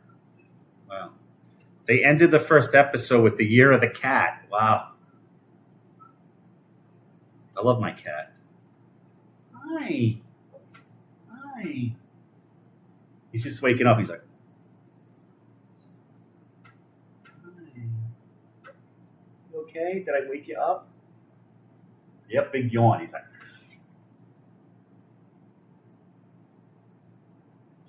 yeah, I heard you. Come on down. Say hello. Here he comes. You want to say hello to everyone? You took a nice snap? Where are you going? I love felines. Where are you going? What are you looking for? Churu? He's going to jump. Be careful. It's pretty dark. Shard, that's the name of it, right? Salika's watching a new TV show with Cindy Crawford's daughter. It's called, streaming. It's called, whoa, did you see that? Shard. What are you looking for?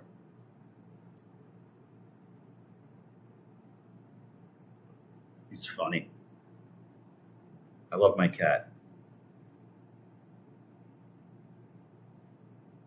My dog is passed out next to me. I love how they can take care of themselves. Yes, that's funny. Dawn Fry, thanks for the follow.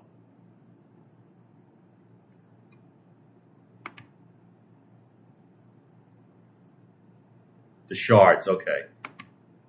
Is that the last name? Is it like it's like The Sopranos? Shards.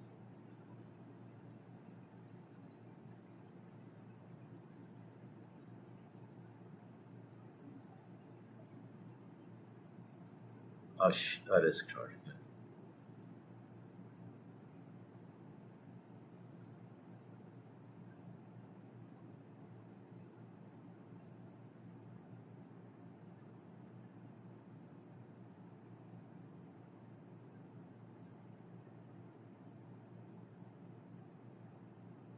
Oh, so he has a song. Salika, you met Space Cadet, right? He has a different. You listen to his music, right? The working name of his song is "My Little Meth Addiction." Wow, that's an interesting title.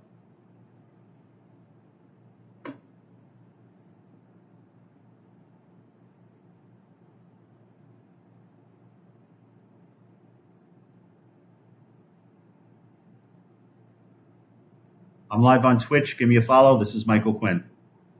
No, it's a bunch of rich kids who think they could do whatever they want. Wow, that's it. That's a new concept on TV, like 90210 or what? I think I heard that.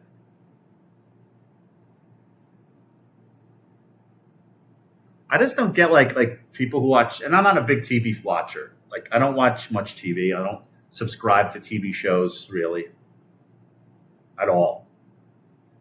But I don't know what this interest is in seeing like wealthy people and their drama. Like what's the interest? What drives people to see that? I don't get reality television. Reality television's made because it's cheap to make. A buddy of mine who I went to grade school with, I'd known him. We'd known each other for God, how many years? Maybe like 45 years. He's on a reality television show that just debuted last night. Um, it's called um, it's about couples like who have like very large age differences. His name is Vic Christopher, but we went to grade school together. I know him. His real name is Christopher Cunningham, but he changed it, and he lives up in Troy. He owns a bunch of restaurants. So it was interesting to watch. He has I think his girlfriend's she's in her early 20s and he's 50, and he's on this new reality television show, which I think is funny. I don't know if I'd want to do reality television. I can't believe it's still a thing because it was really big years ago, but I can't believe like it's still. I just thought it would be like a passing phase, reality television. Because I think it was right. MTV was kind of the pioneers of reality television. I'm live on Twitch right now. Give me a follow. If you post on Twitch, I'll read your comments out loud, but only on Twitch. So go to twitch.tv. This is Michael Quinn. I'm a full-time streamer now. I'm streaming every night after 9 o'clock on Twitch. So go to twitch.tv. This is Michael Quinn. Age appropriate. Yeah, he's on age appropriate. I've known him for about 45 years. We went to grade school together in Brooklyn. Yeah, age appropriate he's on, yeah. His name is Vic Christopher. His real name is Christopher Cunningham. I knew him as Christopher Cunningham. I don't know when he changed his name. I think when he moved to Troy and got into stuff. But, we touch base here and there. But I don't know. You won't catch me watching reality television. I'd rather read Proust or something, or Dostoevsky. I'd rather read a book than watch television. The only thing I watch is the news because I don't know what the fuck is going on. Who is Trump fucking over next, or what is he destroying next? That's kind of like, I don't want to say it's entertainment, but it's something. It's a doomer love song about the entire premise of it is a nihilistic who hates the world but projects love to someone while hating the world. Oh, that's interesting. Wow. Small World. I didn't see it yet. I have no interest. I think it's gross. If a man graduated high school when I was born, I won't date him. Yeah, it's controversial. I can't find myself with being drawn to someone that's super, super young. You know what I'm saying? Like I don't get it because like I just don't get the connection, but some people do. I don't know. It's not my place to look down on it. But me personally, I couldn't be in a relationship with someone like that's that young. It's just who I am.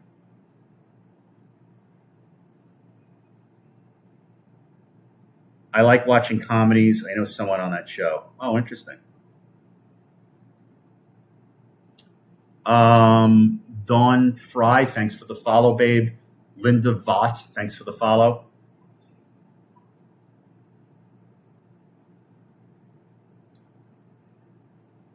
The Hawaiian couple.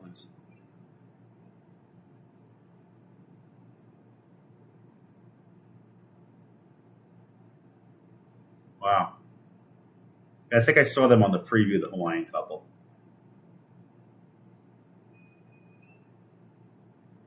Do people actually watch that channel anymore? What's it called? We? Is it We? I don't know. Is it like a big thing? I don't know what people even watch. I think there's so much competition with all these streaming platforms, right? It's not like it used to be when you had three major networks and that's all people watched. But I think there's got to be a lot of competition for viewership with all these different channels and streaming platforms, you know? Like probably similar to this, like streaming or anything else. Kent Roller. I don't think people watch channels anymore. Yeah. I mean, I usually just watch BBC News or sometimes CNN when they have like, what's her name on? You know, when they have like the debates with all the wannabe, you know, political commentators. I like to watch that. He used to be a prop guy in Hollywood back in the 80s. He's been trying to be famous for a long time. That's funny.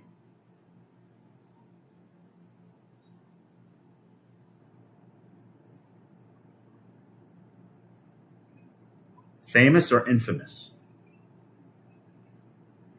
Hey, out there, I'm streaming live on Twitch. Give me a follow every evening after 9.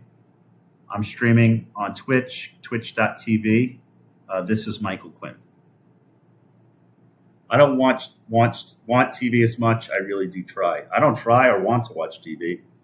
There was a time, I think I took off for about 10 years. Like not what, there was about 10-year period where I didn't even own a television. Yep. Didn't even own a television for about 10 years. It wasn't until like maybe, I don't know, maybe like 3-4 years ago, I started watching TV again, but not like television programs, like just the news. Literally, that's all I watch. Or occasionally I'll look like find an old movie. You know, I kind of like, you know, like the Pink Panther, or, you know, if I come across a good documentary or a classic movie I haven't seen in years, maybe I'll watch that. But because you know what it was? I think because when we were kids, it was all we had was television, right? So it's just kind of like I watched so much TV as a kid. It's just like I just feel there's so much more to focus my attention on. I watch TV sometimes, mostly with friends. It's like a social thing. Oh, is this? I guess so. I guess it is a social thing, you know? It used to be more of a family thing, you know?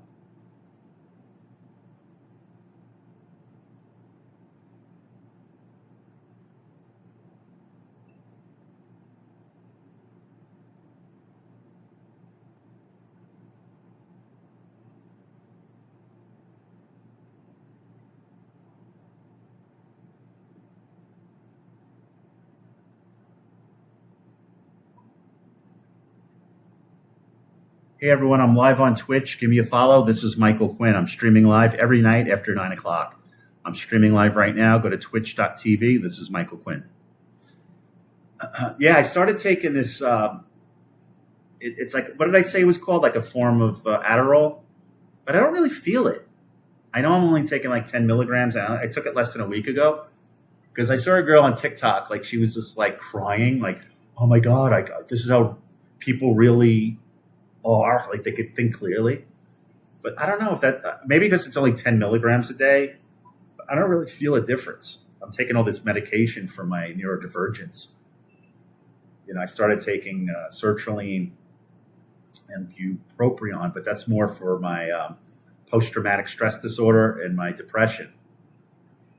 And I just started taking this form of Adderall. And I don't know. I don't really feel a difference. It's weird. I don't think any type of drugs affect me at a certain age. You just become acclimated to drugs or medications. Because the only thing I feel is like, if I have a few gin martinis, that I'll feel. But these pills, even when I take, when I had my surgery, they cut my throat open here and they moved my esophagus over. This is back in February. They moved my esophagus over and they replaced the disc in my neck with titanium. And I received some opiates for that. And even that, I didn't feel much. Because I remember taking opiates when I was in my 20s and I'm like, God, that should have rocked me. Now I take on like, what's going on? I don't, did you become desensitized to like medication once you turn 50 or 51? I don't know. It's just, it doesn't really, I don't know what it is. But when I was younger, I was more sensitive to drugs, but not anymore. I take medication now. I feel like it doesn't do anything. Vyvanse. Yeah, I take Vyvanse. I'm sorry you have post-traumatic stress disorder. That's really terrible. I was diagnosed with all three at once. Space Cadet. I mostly watch old live performances and SpongeBob. I really like SpongeBob. When did SpongeBob come out? Because I grew up in the 70s and 80s, so I wouldn't even know much about it. I mean, I know it, but I'm saying it wasn't something. I guess SpongeBob is classic. I didn't. I used to watch, like back in the 70s and 80s, Saturday mornings would have cartoons. I couldn't wait to watch them from like first thing in the morning, Channel 7. It's mostly ABC had most of them, I think. A lot of cereal commercials, but I couldn't wait to watch the Saturday morning cartoons, and that just faded out. That was a big fucking event. Holy shit, man. When I was a kid in the 70s and 80s, Saturday morning cartoons were the shit, man. That's all I cared about. I used to skip out on basketball practice when I was 8 years old because I wanted to watch the cartoons. And then Sunday was the newspaper. I used to love reading the comics. The Sunday was big. It was in color. And I used to love reading The Amazing Spider-Man. Fucking loved reading that as a kid. It wasn't Sunday morning cartoons. It was just Saturday when I was a kid. Sunday was still kind of reserved for I don't know if you remember when I was really young in the 70s when TV would turn off at midnight. They would play the national anthem, and then the TV would be retired for the night. That's how old I am. I remember that. Like they would shut the TV off. And I think the first TV show that went beyond midnight was a TV show called The Midnight Special with Wolfman Jack. And they had all the popular rock and roll bands at the time. That was the first TV show that lasted past because TV would just shut off at midnight and you would hear the national anthem. And then you would just see these colored strips. And all right, I guess I have to go to bed. And then I guess maybe 6 a.m. or something, the TV would come back on again. That's how old I am. I remember that shit. Imagine living like that. You have no internet, no cell phone, a rotary phone, and TV was only on during the day and evening. That was life back in the 70s and 80s. But I think we were better for it. Oh, Ryan Rutt, man. How was your day, pal? Yeah, your body does get immune to drugs once you're in your 50s. It's extraordinary.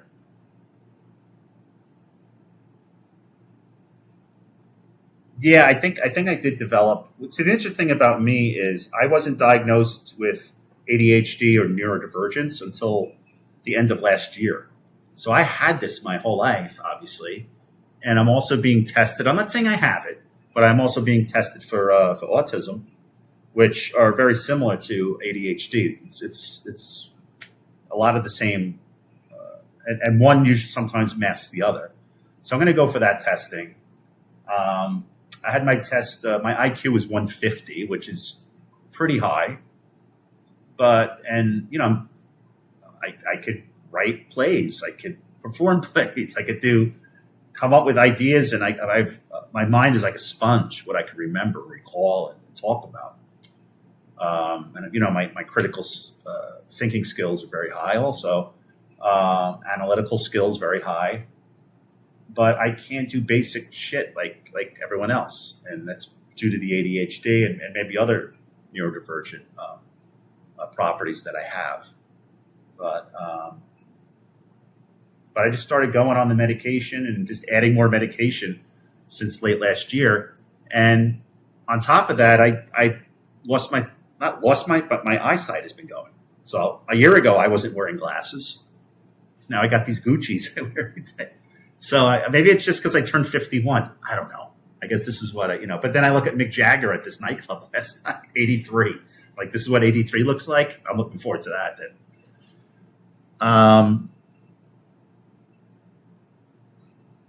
It came out in the 2000s, my time. Yeah, I was an adult. I was in my 20s. I already graduated college in the early 2000s. I graduated college in 97.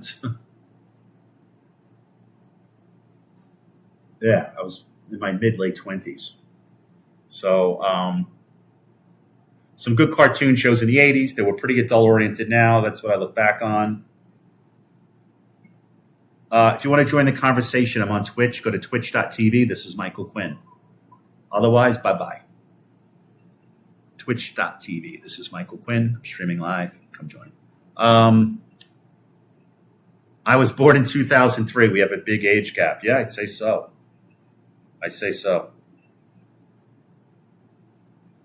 I kind of envy you that you didn't grow up. I mean, I think I mentioned it last night if you were on my chat. Like, all the shit, the 2000s, the first, like from 2001 to 2000. I mean, it was just a brutal fucking decade. Like, brutal between 9/11 and the wars it was just, God. Like, I almost envy people who didn't have to like be consciously alive during that time period. It was rough. I mean, I was born basically the day after the Vietnam War ended, so I didn't have to. I wasn't alive during that period. Of course, so many successful people have dyslexia, ADHD, etc. I was married, bought my first house, and had my first kid in the early 2000s. Wow. Junior James, JJ, thanks for the follow. Robert Courtwright, thanks for the follow. Mustafa Basir, thanks for the follow.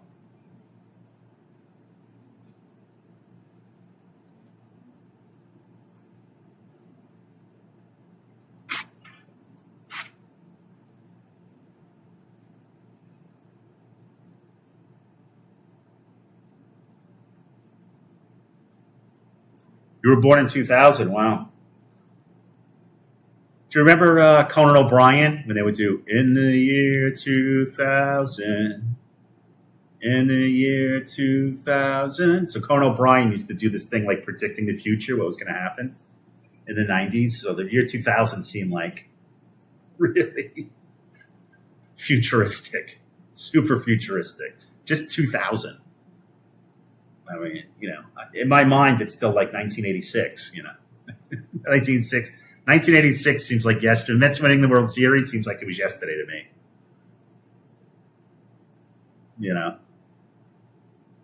Yes. It's true. It's true.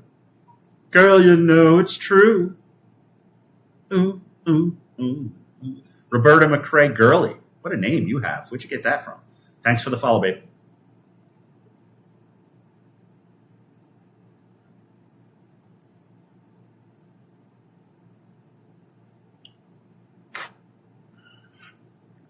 I know a few people who were born in the early 2000s were complaining last night on my stream about how difficult the job market is these days.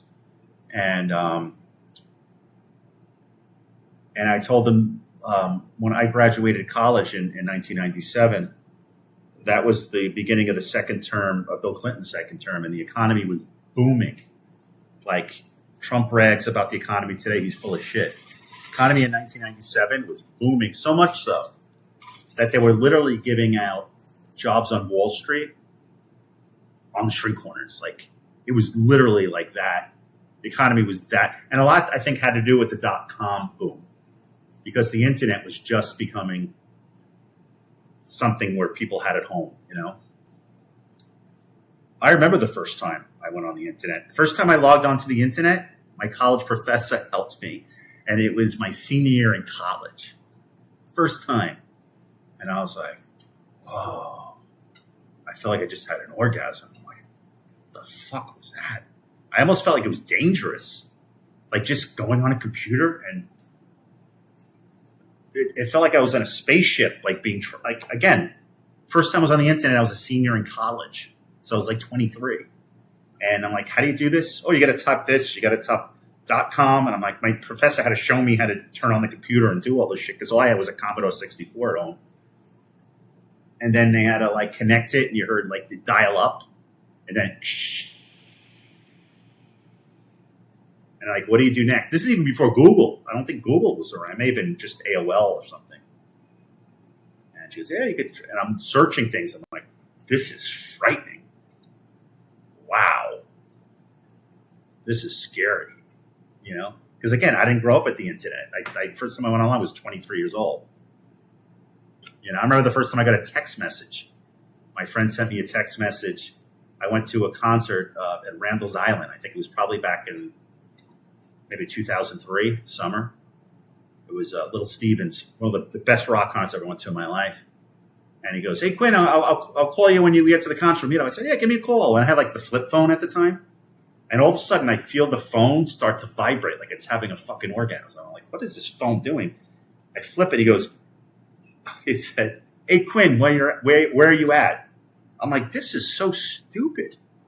What the fuck is he sending me an email on my phone? Why doesn't he just call me? This has got to be the stupidest thing ever. It's the first text message I've ever received. So it's like, I just never saw text messages being a thing when you could call people, you could speak on the phone. Now it's just like, it's the same thing as breathing these days, It's odd. 86 was my favorite year. It was easy to get a job in the 2000s as well. I remember how big the monitors were. I remember dial-up, MySpace. Everyone had Hotmail, email. Yeah. I still have a Hotmail email. I loved MySpace. I know it still exists, but it was fucking awesome because you could create your page and put music. And I remember I was hanging out with these girls that were in college at the time. They went to Barnard College. That's like the female Columbia. And I met these girls at one of them I was dating at the time. I guess this was about 2004. And we met at the Lit Lounge on 5th and 2nd. I love that place. It's called The Cock now. A gay bar called The Cock. The Cock used to be further over, I think, by like 12th Street. And I used to go there with Jane County, who made this painting here. But then The Cock took over. The Lit Lounge was great because like on the top floor, it was like a dark artist studio, like a display of art, like a gallery, I meant. And then you go downstairs, it was like being in a cave. And they would have like the Strokes would play there. And I saw, in later years, I saw Harry Styles there. They had DJs. It was a fun fucking spot. The Lit Lounge on 5th and 2nd in the East Village. Now it's called The Cock, and they have like a rooster or a cock at like neon lights. But The Cock moved from another section. I think it was like 12th and Avenue A or something like that. I don't remember, but I went there with Jane County one night when it was The Cock was in its original Cock relocation. So, but I met these girls there, and they came back to my apartment in Gramercy, and we hung out and partied a little bit. And they were a bit younger than me. I guess I was probably at the time 29. I guess they were still they were in college. So I was on my MySpace in my apartment, and they got up in the morning and they're like, open their computers, And I'm like, what the hell is that? And they're like, oh, it's something we have for college, for school. It's called the Facebook. The Facebook. I'm like looking at that thing, like, that is so lame. It's like blue and white, and it's just like your picture and like your age and stuff. I'm like, this is so boring. Who the hell would want to use that thing? MySpace is the jam. Look at this. I got my music. I decorate it. You know, it's just funny. Like, I'm giving you examples of like text message. Even when Twitter came out, I was like, this is dumb. What the fuck? You're going to just write a sentence with a couple of hashtags? Who's going to? You never know. You never fucking know. Because all these things I thought were lame, like Facebook, Twitter, text messaging. The internet I didn't think was lame. That was like being on the first time I went online at age 23. That felt like I was in a rocket ship to the moon. You know, it was like I was at a Grateful Dead concert in the parking lot. I just did whippets or something. First time I was on the internet. As an adult who didn't grow up with it, first time going online at 23 was like mind altering. It was like I dropped LSD. It was like people that grew up with it, it's just part of life. But for someone who was an adult and it became a thing and you did it for the first time, it was like scary. I'm live on Twitch. Shane Allen, thanks for the follow. Katarina Kaniski, thanks for the follow. Ayok, thanks for the follow. I think that's how you say your name. Sounds like a Star Wars character. Hey, what you doing? I'm live on Twitch. Give me a follow. I only read comments on Twitch. You have to go to twitch.tv. This is Michael Quinn. I'm a live full-time streamer now. So every night after 9, I stream on Twitch. My handle is This Is Michael Quinn. And I only can see comments on Twitch. Every comment on Twitch, my Twitch chat box, I read out loud. So you have to go to twitch.tv. This is Michael Quinn. Hit the follow and post a comment, and I'll read it out loud.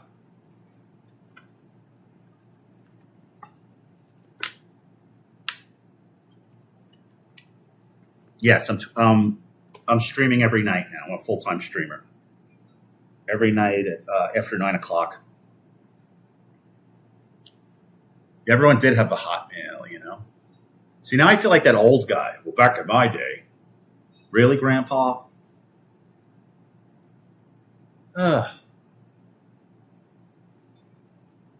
This is a scary motherfucker. You know, I thought like the decade after 9/11 was scary, and it was scary.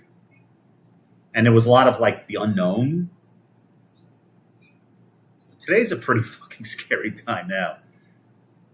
Because Trump has no idea what the fuck he's doing. I mean, he is not at all qualified to be the president of the United States. At all. It's really scary. And on top of that, it's not like he's like likable and gullible. Like George W. Bush was kind of like, he was probably the dumbest president up to that point, but Trump hasn't beat. But he was kind of like goofy, kind of likable, even though he was basically a terrorist. But Trump isn't even fucking likable, man. Look at this orange asshole.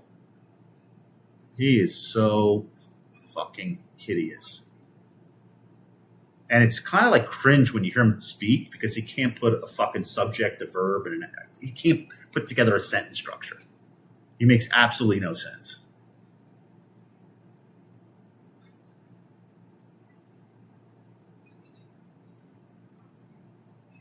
I mean, it shows how fucked up the United States is that they elected this asshole twice.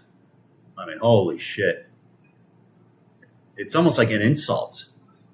You know, the rest of the world looks at us like, wow, these Americans are really fucking stupid. Yeah, Ryan Rudd says, I know Goldfish smarter than him. It's true. And I met the motherfucker. I met Trump. You know, I told you, his father was my landlord in the 70s, Fred Trump. He was a scumbag too, but at least he came across as a gentleman. He's everything he accused Biden of being. Absolutely. Absolutely. What happened to no new wars? Remember that? And remember he said if he was in office that Russia wouldn't have attacked Ukraine. Get the fuck out of here. They would have been more emboldened to do more when he was in office because because Trump is Putin's bitch. The same way Trump is Netanyahu's bitch. I mean, how Netanyahu is some fucking pair of balls. Like, here we are, and I don't want to give Trump credit, but at least him and Hamas came up with this 15-point plan. And Hamas wants to disarm. They want to end this thing. And Netanyahu goes, nah, yeah, we don't like it. We don't like it. But we'll take your money. Like, defund the motherfucker. I see him, he's on TV right now on BBC. What a arrogant fuck. Piece of shit. Look at the fucking Dumbo fucking asshole. Like, we're watching in real time a fucking genocide. At least in the past, like, genocides were like hidden from people, you know. The whole world is watching them just shoot innocent, trying to go after Hamas. They just want to steal the land and get rid of them and take them over, and so Trump could come in and build fucking casinos. It's fucking sick.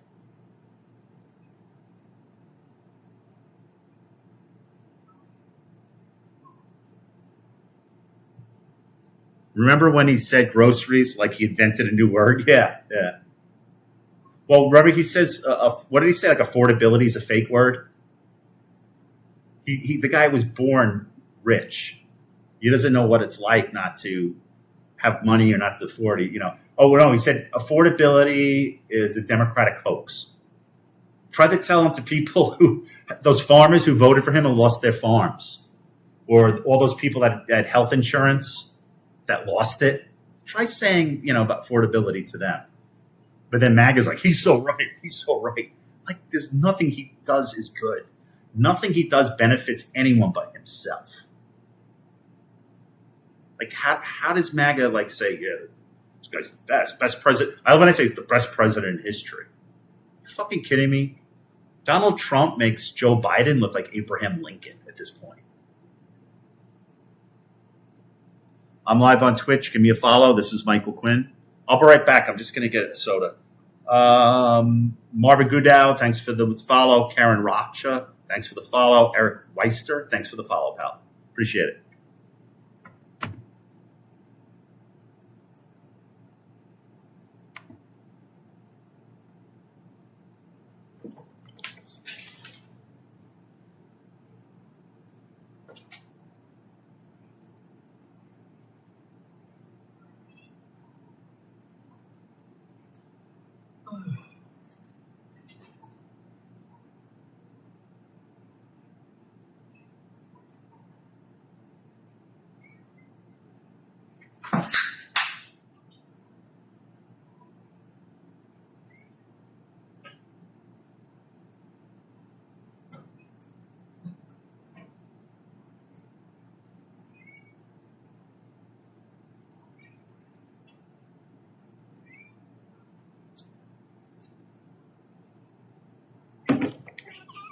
Hold on. This way. Oh, get off my keyboard. Get off my keyboard. Get off my keyboard.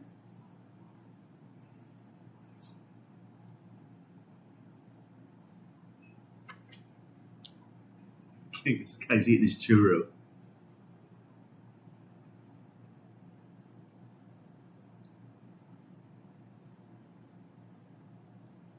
I'll show you, huh?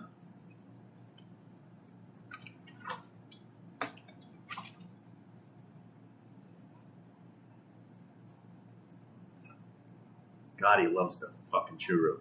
He's gonna bite my finger off. Look at those teeth, like Jaws. The fucking shark.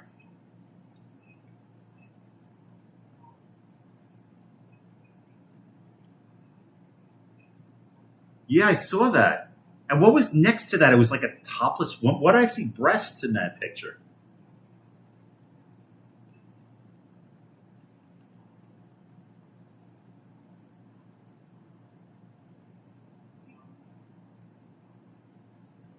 I'm just glad I live in New York City and it's not really America. New York City's like not America.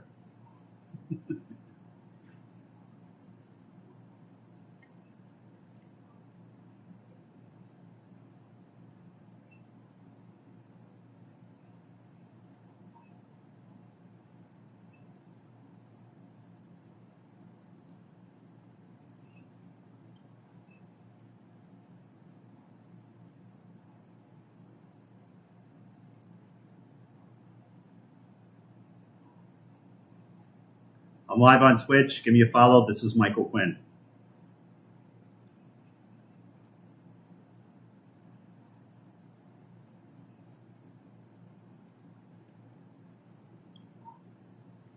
Have some too. You gonna share with me?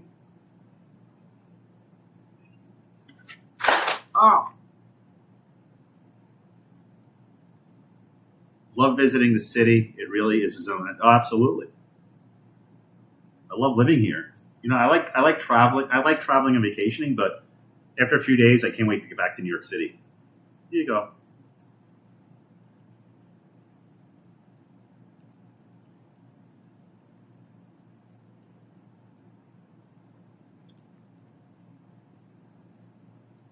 I'm live on Twitch, you people. Come join. Give me a follow. This is Michael Quinn on Twitch. And this is GoGo. Yeah, I haven't been to the new Yankee Stadium. I'm a Mets fan, actually, but the old one I've been to a few times. Actually, my first game ever I went to was in August of 1978. I went to see the Yankees.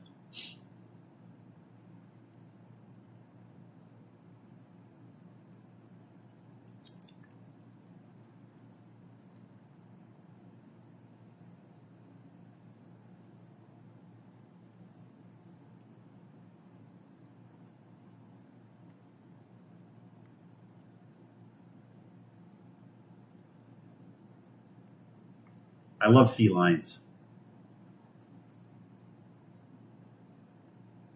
What you looking at? Here.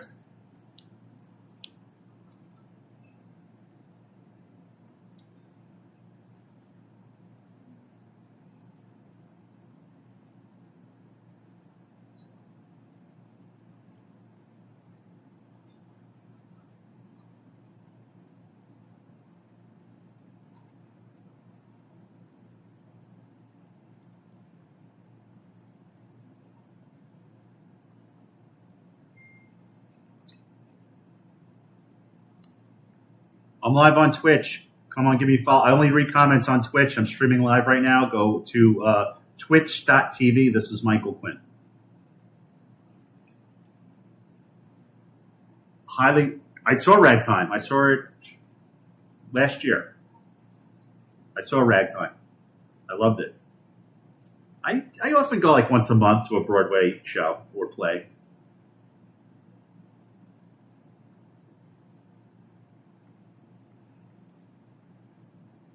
Yeah, I enjoyed Ragtime. It was good.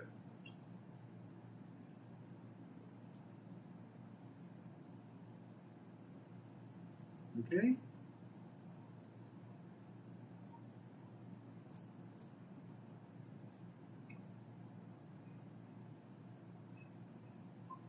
Come on, this one. Okay.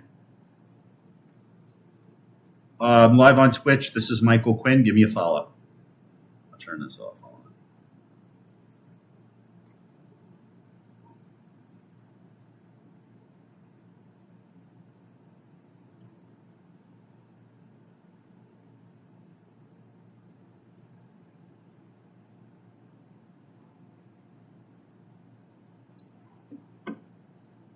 Tim Brewing, thanks for the follow, babe.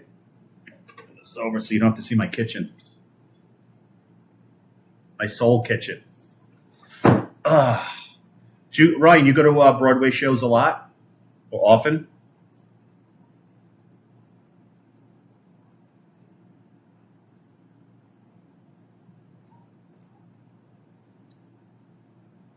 Hey, everyone. I'm streaming live on Twitch.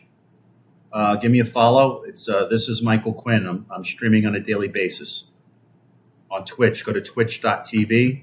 This is Michael Quinn. I'm streaming live. I stream live every night after 9 p.m. on Twitch. A few times a year. Exactly, Danny. It's good. Yeah, they're both doing well. And look, it's great to see Daniel has put on some weight, you know? Because when I met him, I fed him twice lunch. I'm like, this kid needs to eat. I better get him something to eat. You know, he kind of looked like Shaggy from Scooby-Doo, you know? Yo, what's up? Listen, I'm going to turn this off. Come follow me on Twitch. I'm streaming I'm a full-time streamer now on Twitch. Go to twitch.tv. This is Michael Quinn. So on Twitch, this is the same handle I have here. This is Michael Quinn. No, it's great. It's okay to have Trumpers in my comments. It's okay, especially on Facebook because I'm like crushing it on Facebook.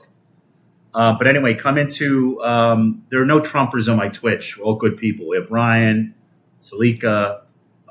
Go to twitch.tv. This is Michael Quinn and give me a follow because I don't really go live on Instagram anymore. So every night after 9, I'm streaming live on Twitch. So go to twitch.tv. This is Michael Quinn. And every comment that you post on Twitch, I read out loud. I'll be there. Yeah, you know what's interesting? I pulled off something that, you think of like, it was probably at that moment in time, it was bigger than peace in the Middle East. You're getting Danderson and T-shirts together. That was pulling that off. I felt like I thought I should have been nominated for the Nobel Peace Prize for that. At least in the lore, I'm an anti-Trumper, so you won't see any Trumpers on my Twitch, only my Facebook. So you're not going to see Trumpers here. All right, Danny, thanks for coming on, pal. You've been on my Twitch before, Danny, right? Yeah, come on board. Give me a follow on Twitch. This is Michael Quinn.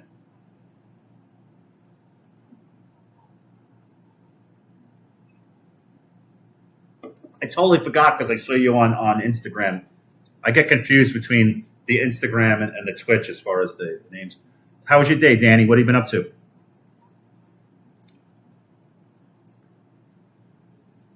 Schniggy, come on in. Schniggy, come on in Twitch. This is Michael Quinn, live on Twitch. About geopolitical. Now I remember. I'm a little up there in age. I'm a bit senile. I am 51,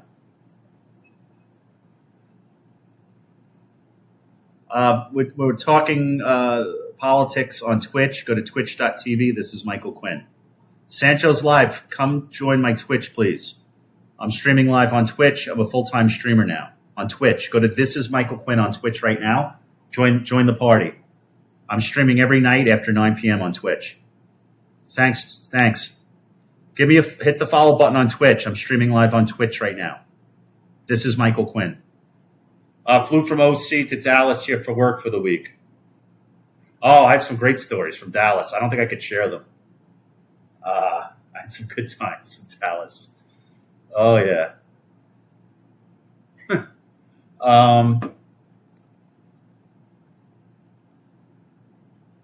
Nice.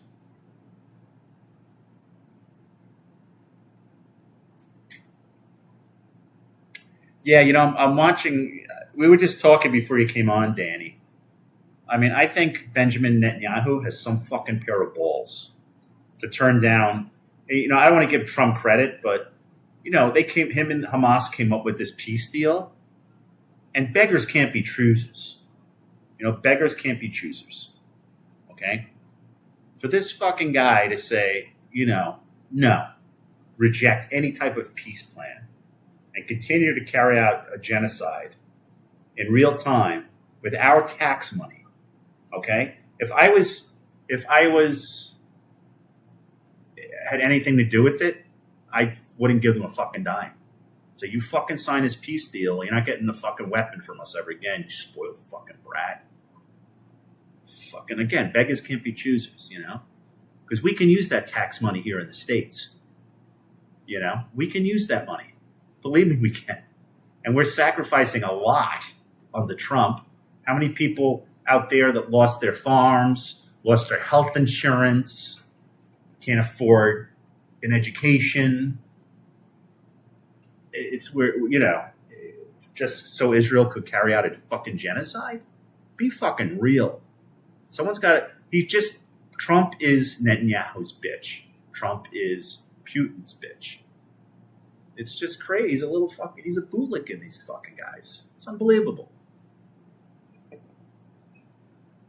Space Cadet said, I sent you a Doomer love song, not the same genre of music, but we do the same gritty vibe. I'll definitely, I'll listen to it a little bit. I'm live on Twitch right now. Give me a follow. This is Michael Quinn. I'm streaming live on Twitch right now. None of them have a spine. Exactly. Nothing is ever enough for him. Did you see the alignment? So Saudi, Turkey, Pakistan. Yeah. All these dominoes are shifting because we still continue to support Israel. Nobody else in the world. Yeah. And it's isolating us. We have no allies right now. Do we have any true allies at this moment? Like, think about it. Like legit allies, not phony allies. And who the fuck thought it was a good idea to help Saudi Arabia with nuclear enrichment? I mean, like just about all those guys, including Osama bin Laden, were from Saudi Arabia. Trump invited one of the top guys from Al Qaeda to the White House with the Syrian president. And people here, these asshole 9/11 families, are pissed that the mayor of New York, Mamdani, is attending the memorial. I mean, show me the logic, please. Show me the logic. Jared Kushner, Wickoff, Lutnick have all been making a ton of money in the Middle East. That's why, yeah. My brother worked for Lutnick. I met him a few times. My brother was only 23 when he died in the towers. He didn't know anything. He was from college. He didn't know what this. No one knew. You have to understand, like back then, nobody was in the know-how of what's going on in the world because there was no this social media. There was none of the social media at the time. So we didn't know that. We heard stories about, I heard about the U.S. Cole. I remember very well the 93 bombing. And, we knew about these terrorist attacks, but nobody knew that the United States was kind of orchestrating this, which would become a blowback, right? We didn't know that back then. And on top of that, we were so fucking, we still are an indoctrinated, propagandized nation. So between that and not getting proper intelligence or information, we didn't know any of this shit. Now you could see live a genocide being carried out. You could see it when you're scrolling through your fucking social media. It's a lot different today.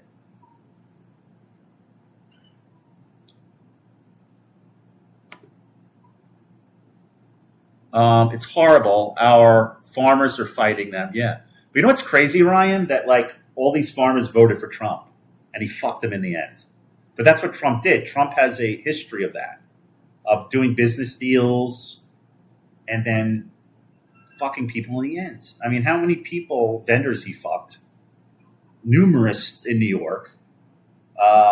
He wouldn't pay back banks, bankrupted. First of all, how the fuck do you bankrupt not only one casino, but numerous casinos? Casinos basically just print money. And this whole poly market, the trading, it's the prediction market thing.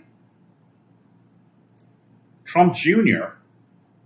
invested heavily in both of them, the poly market and the other one.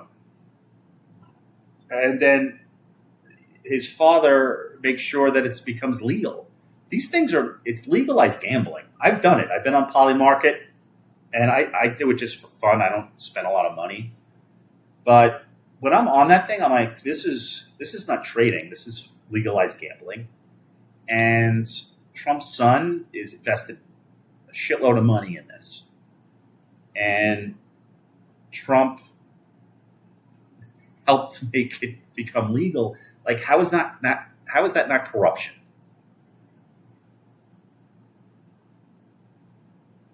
I'm live on Twitch right now. This is Michael Quinn. Give me a follow. I'm streaming live on Twitch.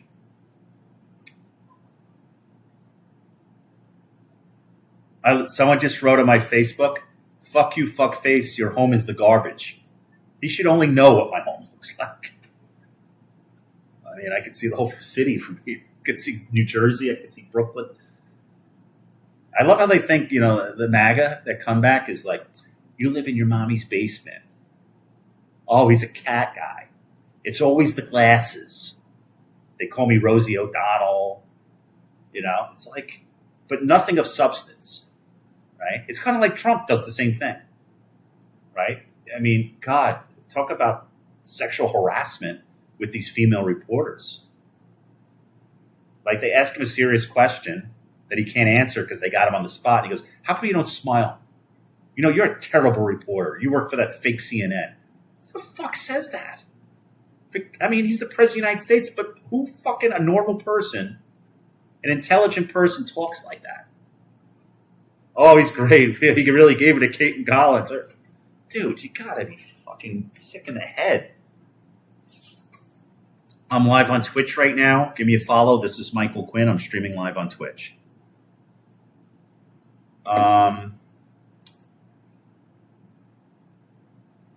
Yeah, I know. He didn't show up for work that day by coincidence, the first time in 20 years.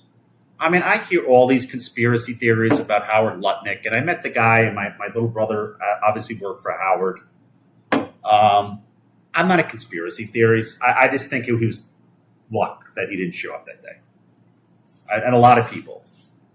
Unfortunately, my brother did and perished. He was late for work that morning on 9/11. But he just passed his Series 7, and he was kind of training. He was in training process of getting work. He just got moved up to the equities desk, which was the 104th floor of Tower 1.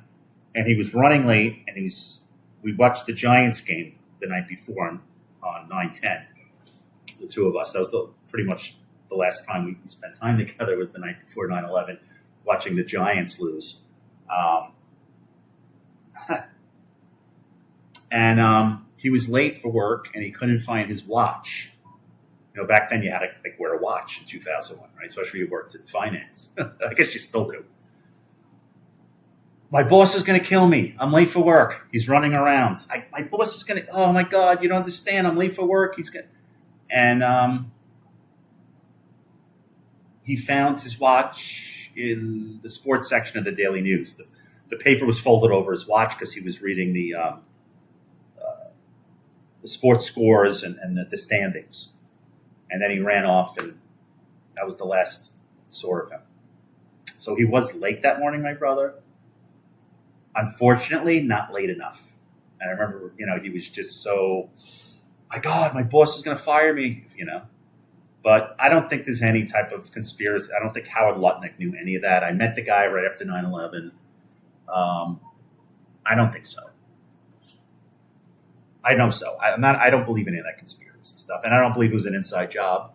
Although I think the United States had a big part of it. I think it was blowback for the United States continuing to violently take over parts of the world where they have interest, like what the United States did in the 80s in Latin America, basically just destroyed the place. So a lot of it is blowback. I mean, but yeah, I don't believe in conspiracy theories like that at all. Kalshi, yeah, that's the one. Yeah, I heard he treated his employees' families horribly after that. Is that true? I don't think so. So what happened was I had met Howard Lutnick at the Carlisle Hotel the day after 9/11. Me and my dad went. We took the subway in because everything was shut down, like trying to get into the city. So Howard had a meeting for all the Cantor Fitzgerald families at the Carlisle on September 12th. And me and my dad went in there to find out. But, I don't know. Did they find my brother at all? Maybe he got out. Maybe he didn't. I mean, it was a crazy time because you didn't know what was going on, right? Like, you knew what happened, but some people survived. Sometimes some people they found. I remember going to the armory on was it 25th Street, Lexington, and we went to the armory with my dad. And that was another place where they had meetings, and they were literally just giving lists of body parts. We found a leg, we found a head, we found, my dad was just breaking down. It was just horrible. But yeah, the Carlisle, Howard came out and he basically confirmed. He goes, if your loved one was in the office that day, no one survived. He made it clear. And then at first he wasn't quick to help the families, and there was some blowback because of that. They're like, well, a family. My brother wasn't married, had no kids, so he didn't have. There's no place. He didn't need to support a family. He was only 23. So I do remember there was many of the families were upset because he didn't address, we have mouths to feed. My husband's dead, so. But I think shortly after that, he agreed he gave the widows, or maybe in some cases the widowers, a good deal. I think stock in the company and a settlement and all that stuff. So I think in the end, Lutnick did come through. But these are kind of my memories of the days after 9/11. Live on Twitch right now. Give me a follow. This is Michael Quinn.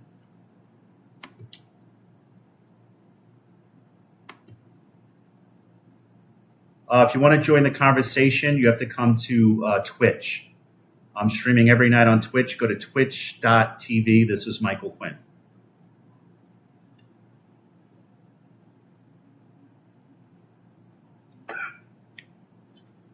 I don't know how to say this name. Olegmiji. Oh my God, I don't know how to pronounce this name. Olawanafemi, Olawalana. So it's Oladimishi, Oluwanafemi, Oluwalana. Whoever you are, thanks for the follow. I appreciate it. Fazal Nyaga, thanks for the follow. I appreciate it. So if you're on right now, I am streaming full-time on Twitch. I'm a full-time streamer now. Go to twitch.tv. This is Michael Quinn. I'm streaming right now.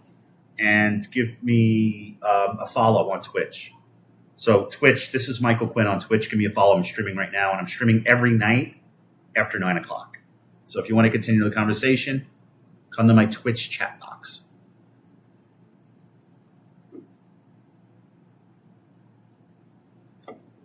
It's just so odd to me. All of these New York City guys are running the country 25 years later. I don't think so. I think, obviously, you have to know Donald Trump. I know Donald Trump pretty, not personally well, but I know him because I grew up. I saw him go from working for his dad in Coney Island, his little office, to his first venture, taking over the Commodore Hotel and turning it to Grand Hyatt. So he was a man about town in New York City. And his circle were the nightlife people in finance, people who he could get loans from. So the fact that, he got Howard Lutnick on his team was, or Howard got on his team, is not far-fetched. The New York connection. So I just, it's just mind-boggling that Donald Trump is president. I remember thinking at the time when I was a kid, I thought it was mind-boggling that a Hollywood actor was president. I remember when Reagan became president. I remember my parents came back from voting and he became president. They announced it within a half an hour. He just really, and I remember thinking to myself, wow, this is weird. Wasn't this guy a Hollywood actor? Now he's president of the United States. That was the first person where you're and it was almost the first president where I thought you don't have to be smart to be president. Like Richard Nixon is, whatever he did was shady, but no one thought he was an idiot. But it was Reagan was the first president. Wow, you could be a dumb fuck and be president. And then George W. Bush was oh my God, this guy's paralyzed from the neck up. And then Trump just blows them both out of the water. He is completely fucking stupid.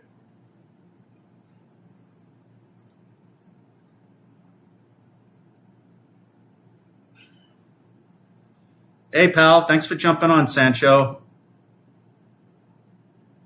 Give me a follow. I appreciate it.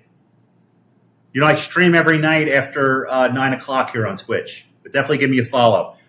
Thanks for the story about 9/11, your brother. God bless and rest his soul. Thank you so much.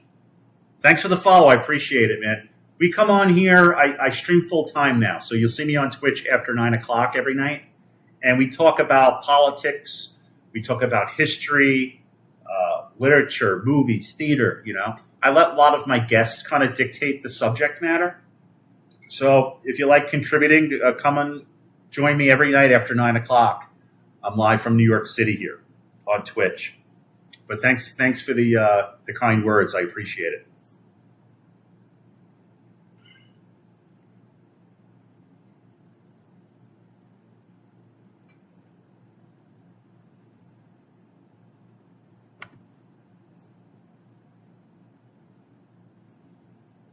I love this platform.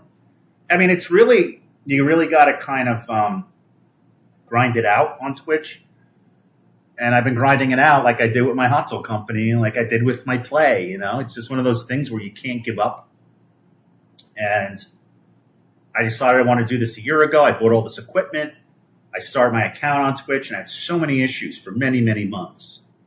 With the audio wouldn't work, or I had a guest on and I couldn't see them on the screen. And then I finally got this to like, all right, I'm going to hold off on the guests right now. Let me kind of build a following. Let me do this every night, just me and my audience. And then once I get to that part where like, all right, I'm rocking and rolling with this, then I'll kind of bring people on because I just had a lot of technical issues with this platform. And cross your fingers, like the past few months, things have been going really well. And I got to the point now where I'm streaming every night after 9 o'clock, which I really enjoy. I enjoy connecting with people and listening to their ideas and their thoughts and their opinions. This is democracy. This is true democracy right here. And I like the fact that I don't need a corporate sponsor. I don't need, I don't have a boss or a third party or, or network that's telling me what I can say or not say. So there's a bit of freedom. And you have to understand that journalism right now under this Trump administration is under attack big time. The freedom of speech is under attack big time. So I'm just happy I have this resource to be able to kind of discuss things that are important to us and important to the rest of the world.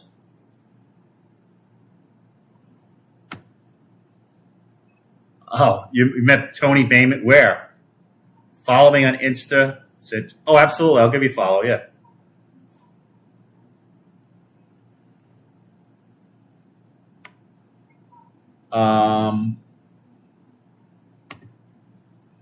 Awesome. Yes, I'll definitely tune in from time to time. What's your opinion on the Johnny Jester guy and Josh? I haven't spoken to Josh in months. He seems to be doing well. He would always reach out. See, this is how I know he's doing well, because he hasn't reached out to me in a while. Whenever he's in crisis mode, I'm the first one he reaches out to.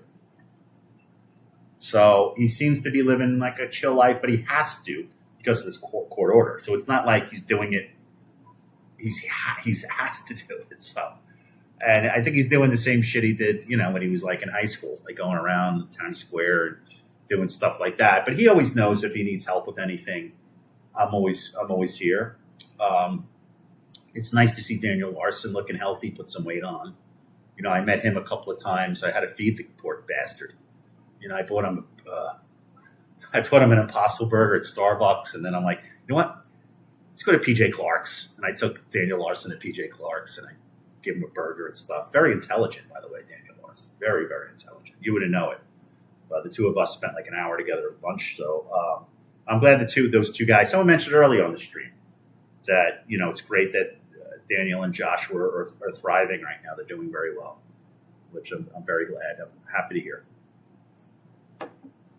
I met them too. Tony cussed me out.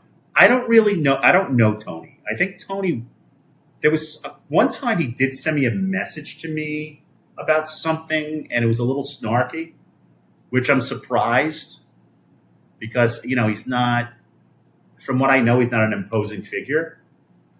But I think he's really into like the Jesus stuff, from what I know. But I don't know him well. I'm tight with Flanny. Once in a while, I'll get a text message from Based. But that's about it at this point, I'm glad he's sober. It was awesome meeting him. Loved the collab video with you, John Larson. Such an epic. That was. I mean, I was awaiting the Nobel Peace Prize nomination for that one.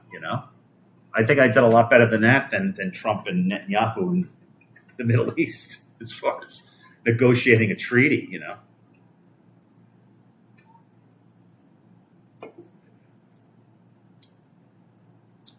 Giovanni, what's up, babe? Come on board Twitch. We're streaming live.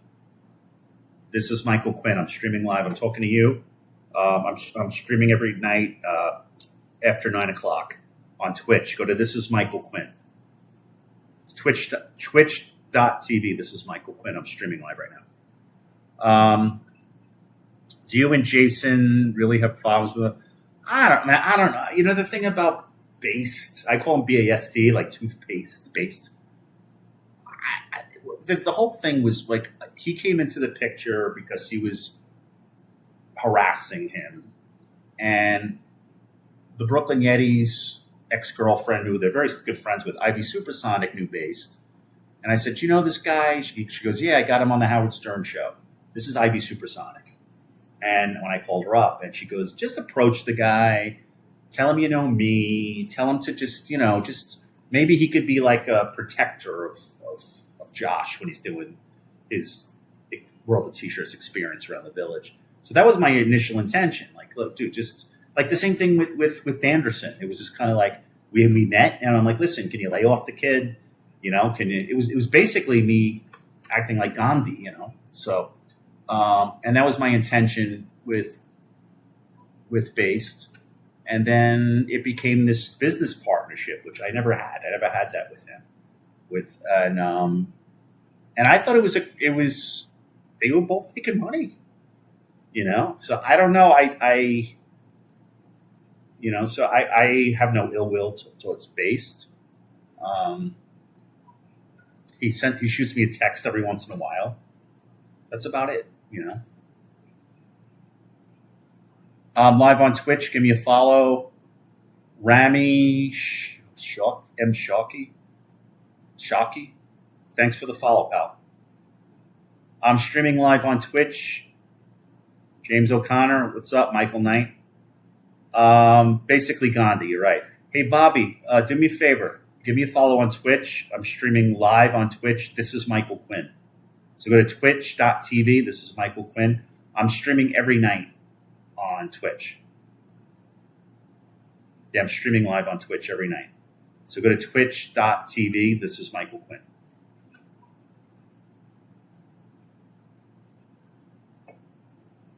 No, not really. His grandpa didn't speak to me a lot at all. The only time I spoke to him was when Josh was on the phone with him. So his grandpa never had my number or anything like that. You know? So I feel bad for the guy. It's got to be fucking rough. He's got to be tough, that dude. I know. I think he showed me pictures of his grandpa. He was like a bodybuilder in Coney Island when he was a kid. He was like the grandpa was a bodybuilder. Right? So he showed pictures of his grandpa on the beach in Coney Island, like back in the 50s. But no, I never really had a close relationship with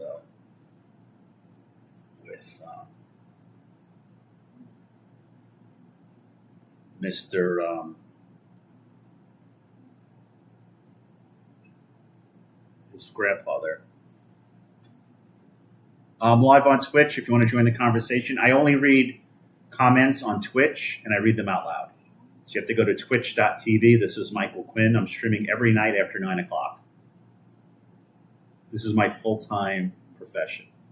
I'm a full-time streamer now. So come on board. This is Michael Quinn. I'm just enjoying life. That's all. Trying to enjoy life, but I think I am.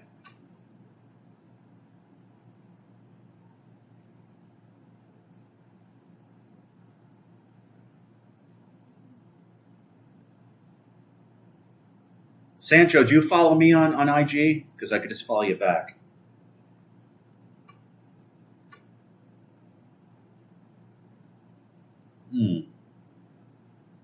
Do you think all Trump supporters are bad people? Didn't you ask this question last night? Someone asked me the same exact question last night. Well, there's different categories of Trump supporters. Yeah, I think a lot of them are scumbags. A lot of them are selfish. A lot of them are just ignorant or just completely fucking stupid. So I think that's it. Yeah, some are evil. Some are selfish. Some are just fucking ignorant. Yes, I do. I've been a big fan for a while. World of Sigmas is my good friend. Oh, Sigmas. World of Sigmas. Wow.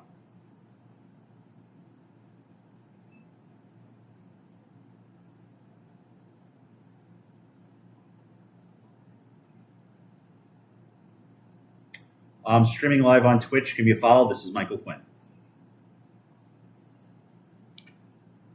I'm turning this off right now. So this is Michael Quinn. We'll continue the conversation on Twitch. So come on board. Twitch. This is Michael Quinn on Twitch.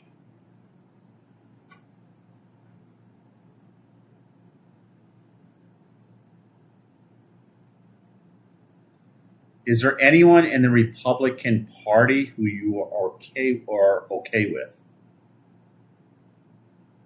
No, I don't. Not really. I mean, I think the Republican Party is like the most dangerous organization in the world right now. I mean, they're literally denying climate change exists. Okay, I mean that's fucking dangerous. And believe me, I lived on this planet in this city for 51 years. This weather ain't fucking normal. I don't give a shit what people, MAGA Republicans are like, oh, it's cold summer, it's cold winter. No, no. I've lived in this city on this planet for over 51 years. What's going on now around the world? This is far from fucking normal. And they're speeding up the process. All Republicans, because Republicans don't give a shit about climate change. It's all about the profits for the wealthy. So I can't support any Republican at this point. They're just so dangerous, so destructive, so irresponsible, the Republican Party right now. Like, it's dangerous what they're doing. It's life and death at this point. It's not like my opinion is, I prefer chocolate and you prefer vanilla. It's not like that at all. It's literally life and death.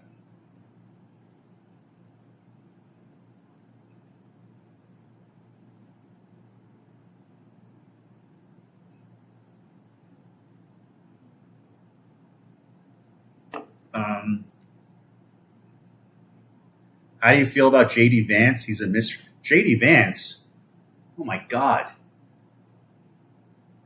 He wears more mascara than the drag queens I see at Sunday brunch. I don't like JD Vance at all. I can't stand that fucking guy. I think he's stupid. He's another one should be in the White House. JD Vance. He could be worse than Trump. Honestly, I think he could be. We need a really good Democrat. We need a solid Democrat. I would love to see a DSA member take over the White House. That would be fucking amazing. Like someone like Mamdani. That would be great.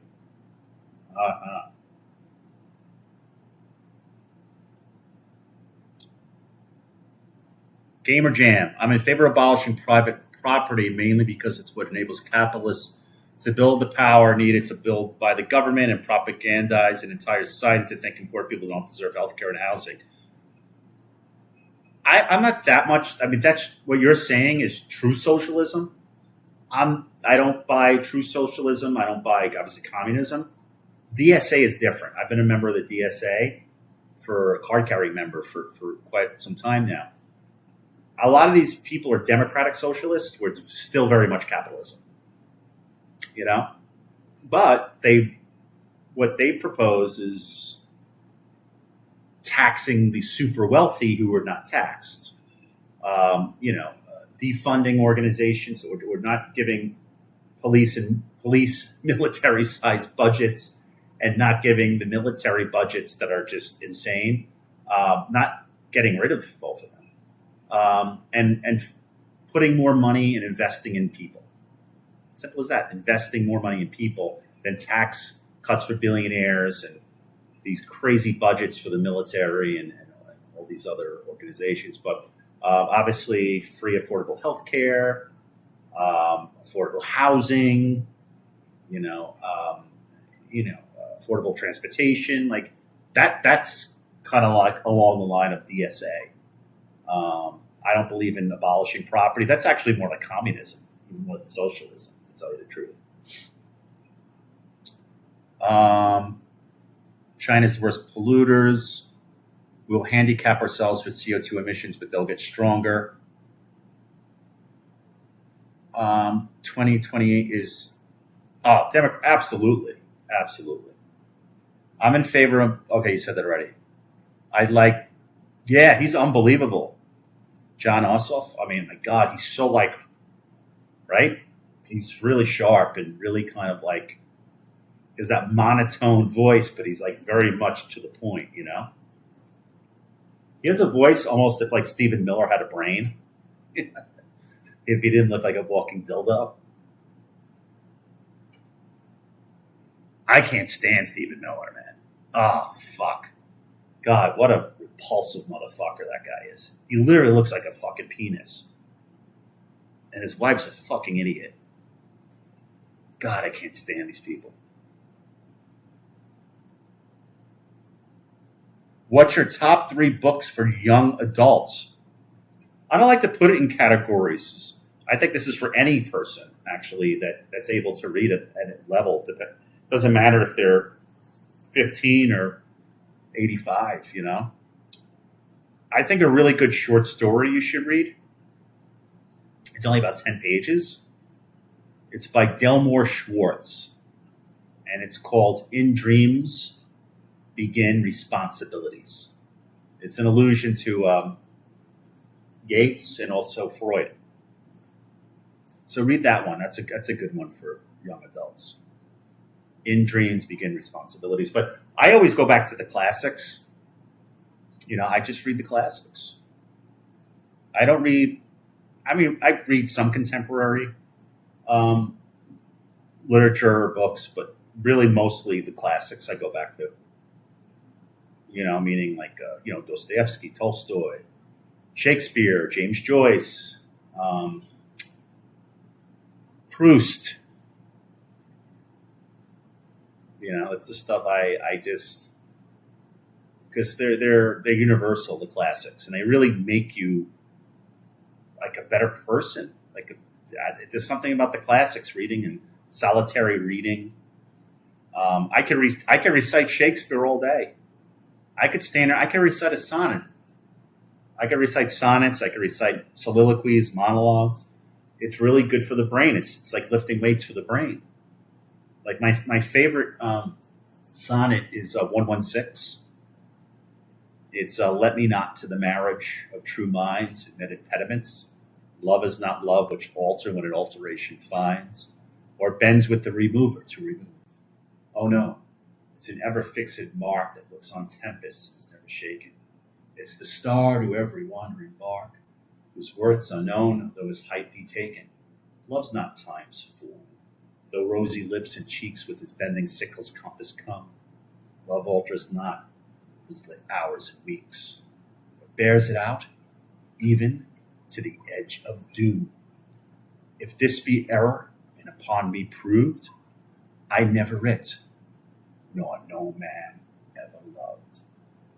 You should try that, like memorizing a Shakespearean sonnet or two, memorizing some of his soliloquies, monologues. It's all great for the brain, I'm telling you. It's like the vaccine for dementia, memorizing Shakespeare. But yeah, I always go back to the classics. I like autobiographies a lot. I read a lot of like Susan Sontag. Who else do I read? My bookcase is right here. Vonnegut's pretty cool read. I like once in a while I like to read Kurt Vonnegut. What else do I have up here? Joseph Mitchell up in the old hotel. He used to hang out at McSorley's.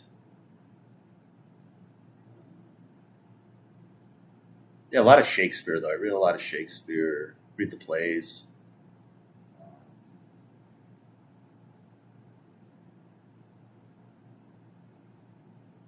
Yeah, I can't see what else. Yeah, I love the classics though. Definitely love the classics.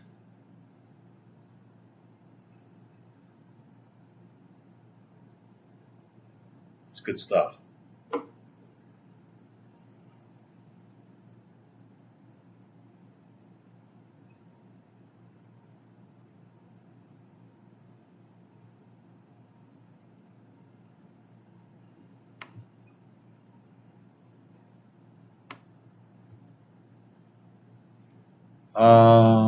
Paul Aleshki, thanks for the follow. I'm live on Twitch right now. Come on board. This is Michael Quinn. I'm streaming live on Twitch.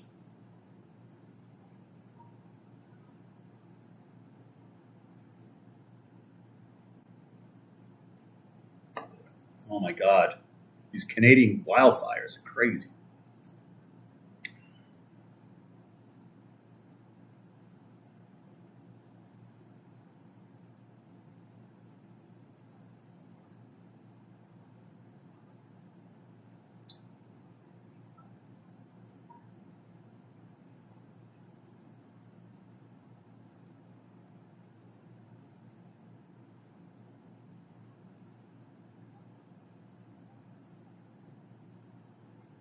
I'll just plug this in for now.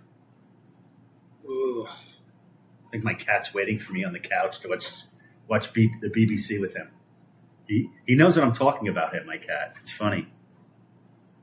Thanks for the recommendations. Yeah, I would start with it. In Dreams Begin Responsibilities. I think you'll like it. It's very surprising. It's very short. It's like a little over 10 pages.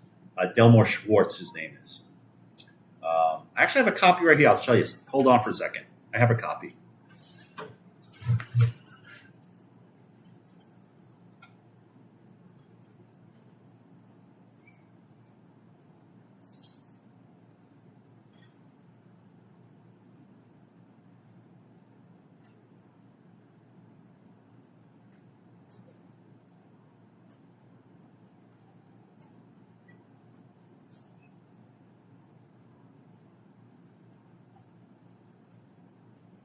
This is it right here.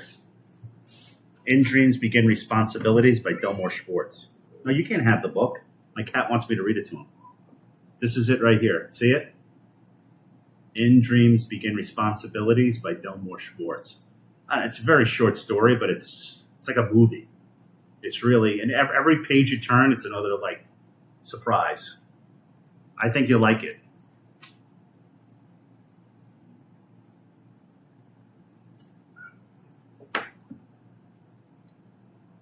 What you doing, pal? Want me to hang out with you on the couch?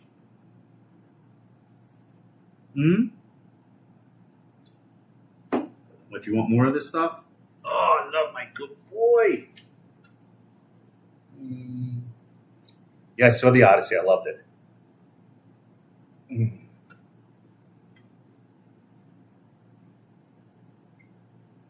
I love felines.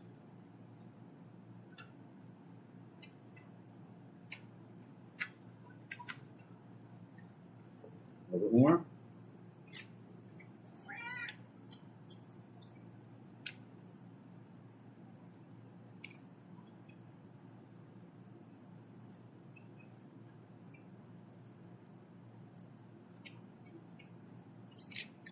Mark Knapp, thanks for the follow, pal.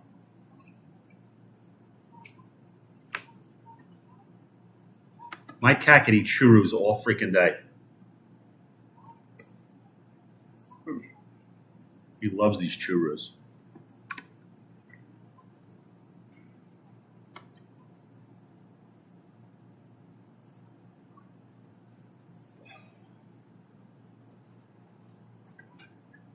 Yeah, the UK has been broiling like all summer. Been broiling. I was in London for like, it was so hot. It was literally London broil.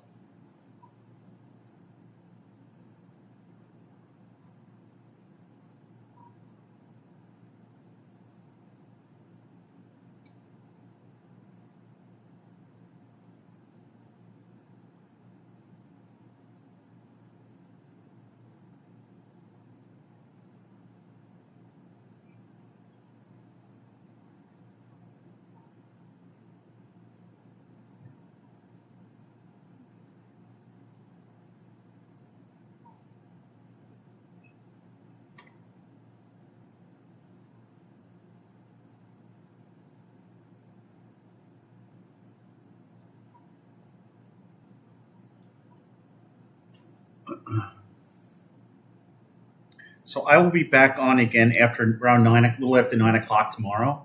So as you know already, I'm streaming on a daily basis after 9 o'clock every night here on Twitch. It's a little past midnight. I'm gonna probably watch some TV with my cat. I'm gonna call it a night, but make sure you come back tomorrow. I'll be on after 9 o'clock tomorrow evening. I'll be streaming again here on Twitch.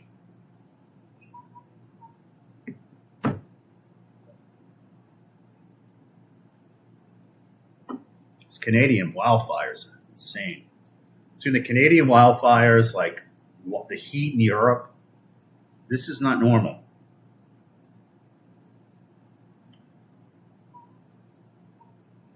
Thanks, pal. Have a good night. I appreciate it. I'll give you a follow.